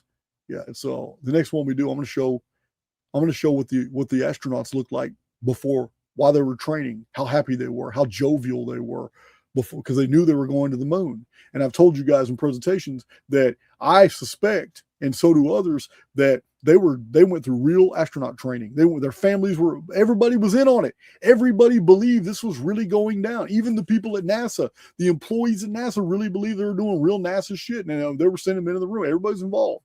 It's only the people at the very top of the pyramid that knew that this is all psyop, like Stanley Kubrick. And then I have video clips showing what those same 3 astronauts looked like the day that they were briefing the media. No, man. Anybody looking at this video knows these men had the air taken out of their tires. These men had been sat down and said, look, for reasons of national security, you're going to have to tell everybody you went to the moon. And then they got briefed. This is what you need to say. These are the questions you need to feel. You need to take this dossier home. You need to read it and memorize it, because people are going to be asking these questions. You need to know these answers. Because they realized that everything they had trained for was a lie. Everything that they had told their friends and family was a lie. This is the faces of those men you see in that video. They had been told to stand down, and they had probably been threatened because everything was on the table. The biggest psyop in human history, and they couldn't fold. So I'm pretty sure the reason they had the faces that they had was because they were told straight up what was going to happen to them and their family if they didn't play ball. That's what I'm seeing when I see that video. Yeah, greatest adventure in the world, and you look like somebody just made you get up under the table. It's crazy.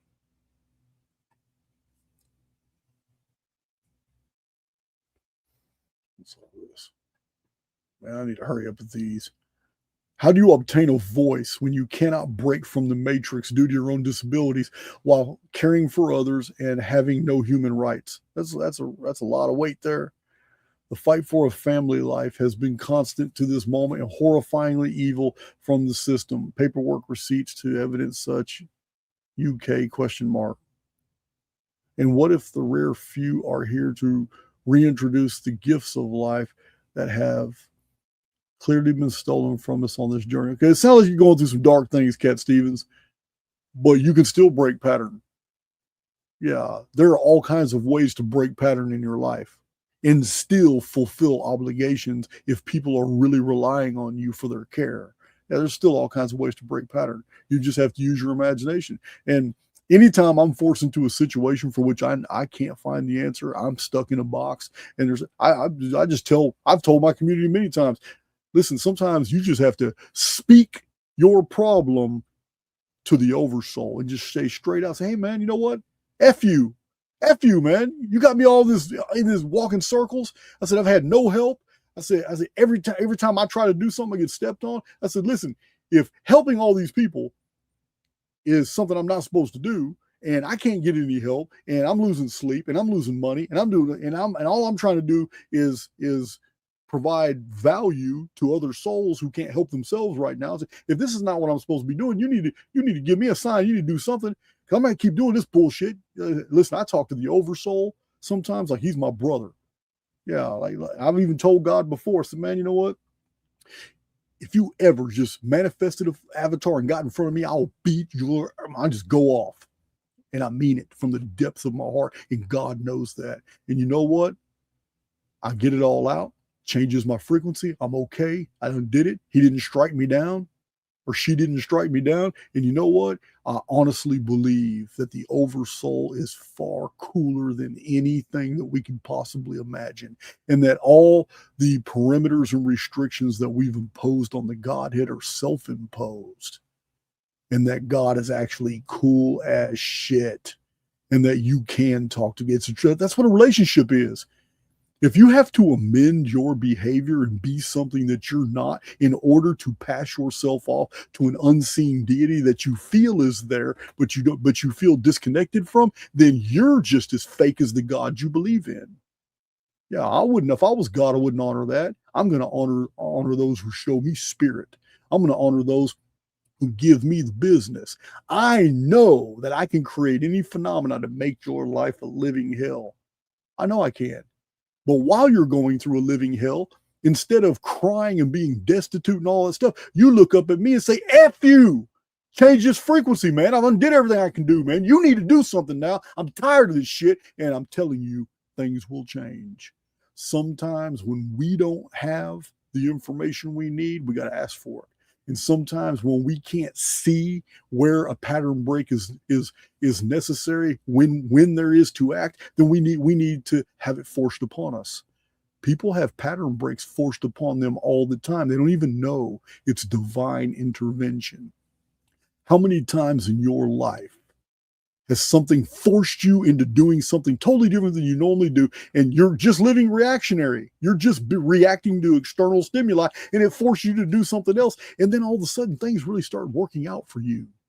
It's like, damn, man, had badass conversation over here, met someone, made a new friend here, all of a sudden found $100 bill right here. It's like you're on a totally different frequency, but you didn't cause it.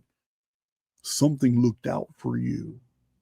Remember, we're living in two different realities at the same time, the personal and the collective. And in the personal, we are here to build our world and the worlds of others. Yeah, you can help other souls in the construct. You can create dynamics that unfold in the lives of others. You can do that. And that's probably what happened to you from whatever experience you're remembering, where something forced you out of your norm. And then things got really better for you for a while. So, yeah, man. You never know what we're going to talk about in these old Q&As. Connie Faye. What funeral arrangements do errants, for example, what type of service, the Phoenix and lifestyle teachings with empathy, intuition, imagination, and humor? Well, I see you've been paying attention. Nothing obtains with the avatar. Quit thinking the avatar is important. Yeah, the avatar is not important. It's the immortal within. So if you want to be cremated, be cremated. It's not going to have any eternal effect whatsoever. If you want to be buried, be buried. Yeah, if you want to be buried in a very expensive coffin, you want to bankrupt your family that's on you. That's on you. But to me, I don't even give a damn. When I'm dead, I don't want my family to bear any responsibility. Let the whatever municipality picks up my body when I'm dead take care of it, which they're going to cremate it. Let them do it. I don't care. I am not my body. I have never been my body. Most of the problems in my life is because I associated myself with my body, and I'm not. I'm independent of it. It is nothing but a vehicle for the immortal within. So you shouldn't even worry about things like burial and all that crazy stuff. Last question. Oh, I know this woman. Jacqueline Hesselink. I would like to ask Jason about his drawing, his signature image on the website. What was the moment he had to draw it and why? And what does it mean to him? Well, I don't know if I can find it right now. You guys have all seen it.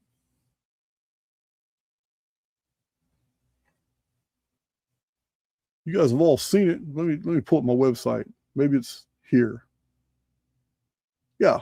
I don't know if I can blow that up. Damn. I don't know. It's crazy because I normally have copies of that damn thing everywhere. I have it right here. Okay, I just took it off my website.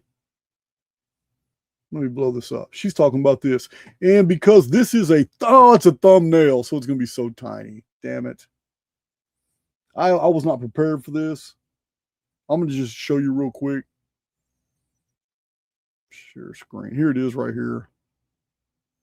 I'm going to blow it up a little bit. Hold on. You're not going to see the detail because this is a thumbnail for a website.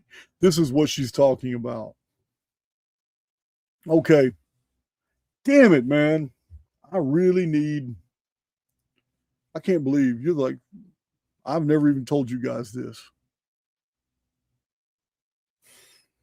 Let me find, because it's a code and it goes with another illustration I drew that's very popular as well. And I've never told anybody how to decipher it. So I'll tell you now, it's a code. Sometimes when you're in prison, you got to draw everything in code, hide it in art. Let me go into these files and find the other one real quick.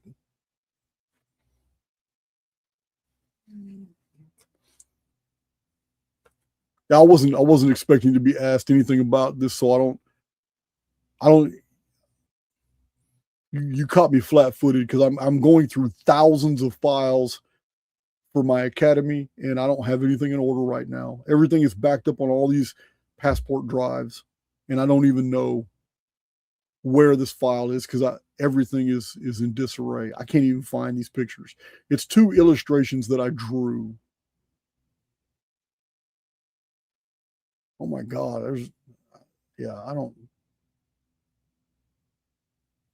I'm not going to be able to find these for this video, guys. I don't have time to go through all this stuff. That's going to have to be the subject. I'm going to have to pull those out for another video. I have way too many files. In order to really data mine all my files, I had to open up all my passports and dump them onto a computer and and they're not in order anymore. I have to go through every single file to make sure things are in place and go. Yeah, that's not going to happen. I'm going to be here forever looking for those two illustrations. I'm not going to find them. I might, you know what? It'd be easier for me to just go ahead and just post the 2 images in community and on X and then give you a description. I can do that too. That's just as easy. So Houston meetup. Houston, we have a problem. You don't understand. I got this 5-foot long screen and I have literally thousands of files. I mean, ask me about giants. It's just one file. But when you open it, I've got the Sumerian Lugals because those were a race of giants. I have Anakim, I have Rephaim, Emim, Zamzum. I have files in all of them. I have Tartarian giants, which aren't really Tartarian, but that's the narrative. And I have giants in architecture. Like I'm saying, man, one file will open up to so it's like a tree. I'm organizing everything, and I have so much data. So yeah, I'm not gonna find those. I have one single file with all my hand-drawn illustrations, and I'm not going to find it among all these thousands that fast. Not in the middle of a video, I'm not. So, announcements. Houston is in 7-8 days. Yeah, 7 days. Houston meetup. If you want to come, we're going to hang out for 2 days and 2 nights. That's what we're going to do. I can't remember anything else I was going to say. Also, I need to find the link. For this. I'll look it up online. It's a pretty good book. This is Bradley Rogue. I mean, I haven't read it yet, but it's pretty good as far as it's very well put together. It's huge, small print. Yeah, this is pretty interesting. A fiction story using all the Phoenix data.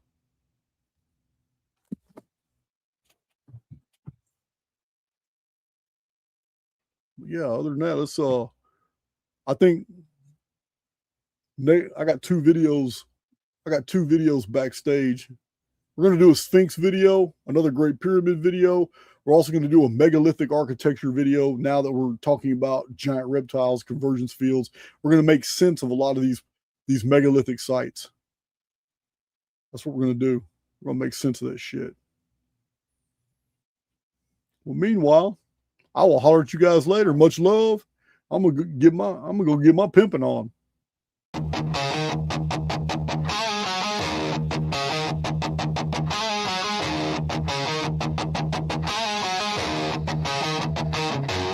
The clock spins backward, the hourglass cracks, dust of tomorrow on yesterday's tracks. Footprints fading, erased by the breeze. Time's a thief with no apologies.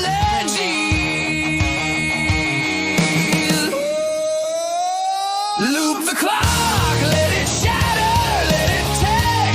Round and round the hands play their trick. Past and future, a chaotic blend. Starts the finish, where does it end?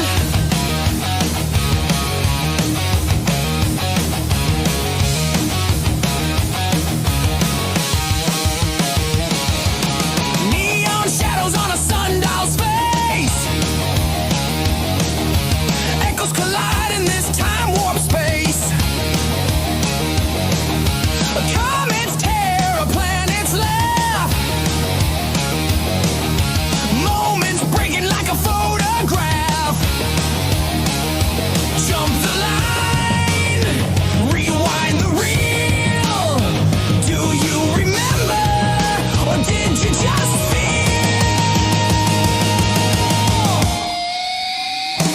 Loop the clock, let it shatter, let it tick. Round and round the hands play their trick. Past and future, a chaotic blend. Starts the finish, where does it end?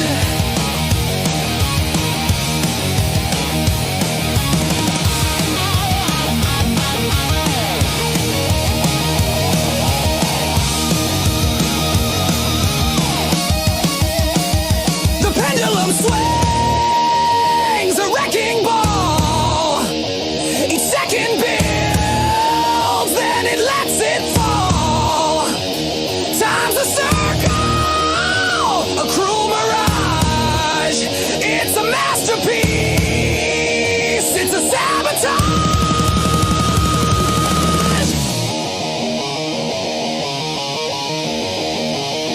Loop the clock, let it shatter.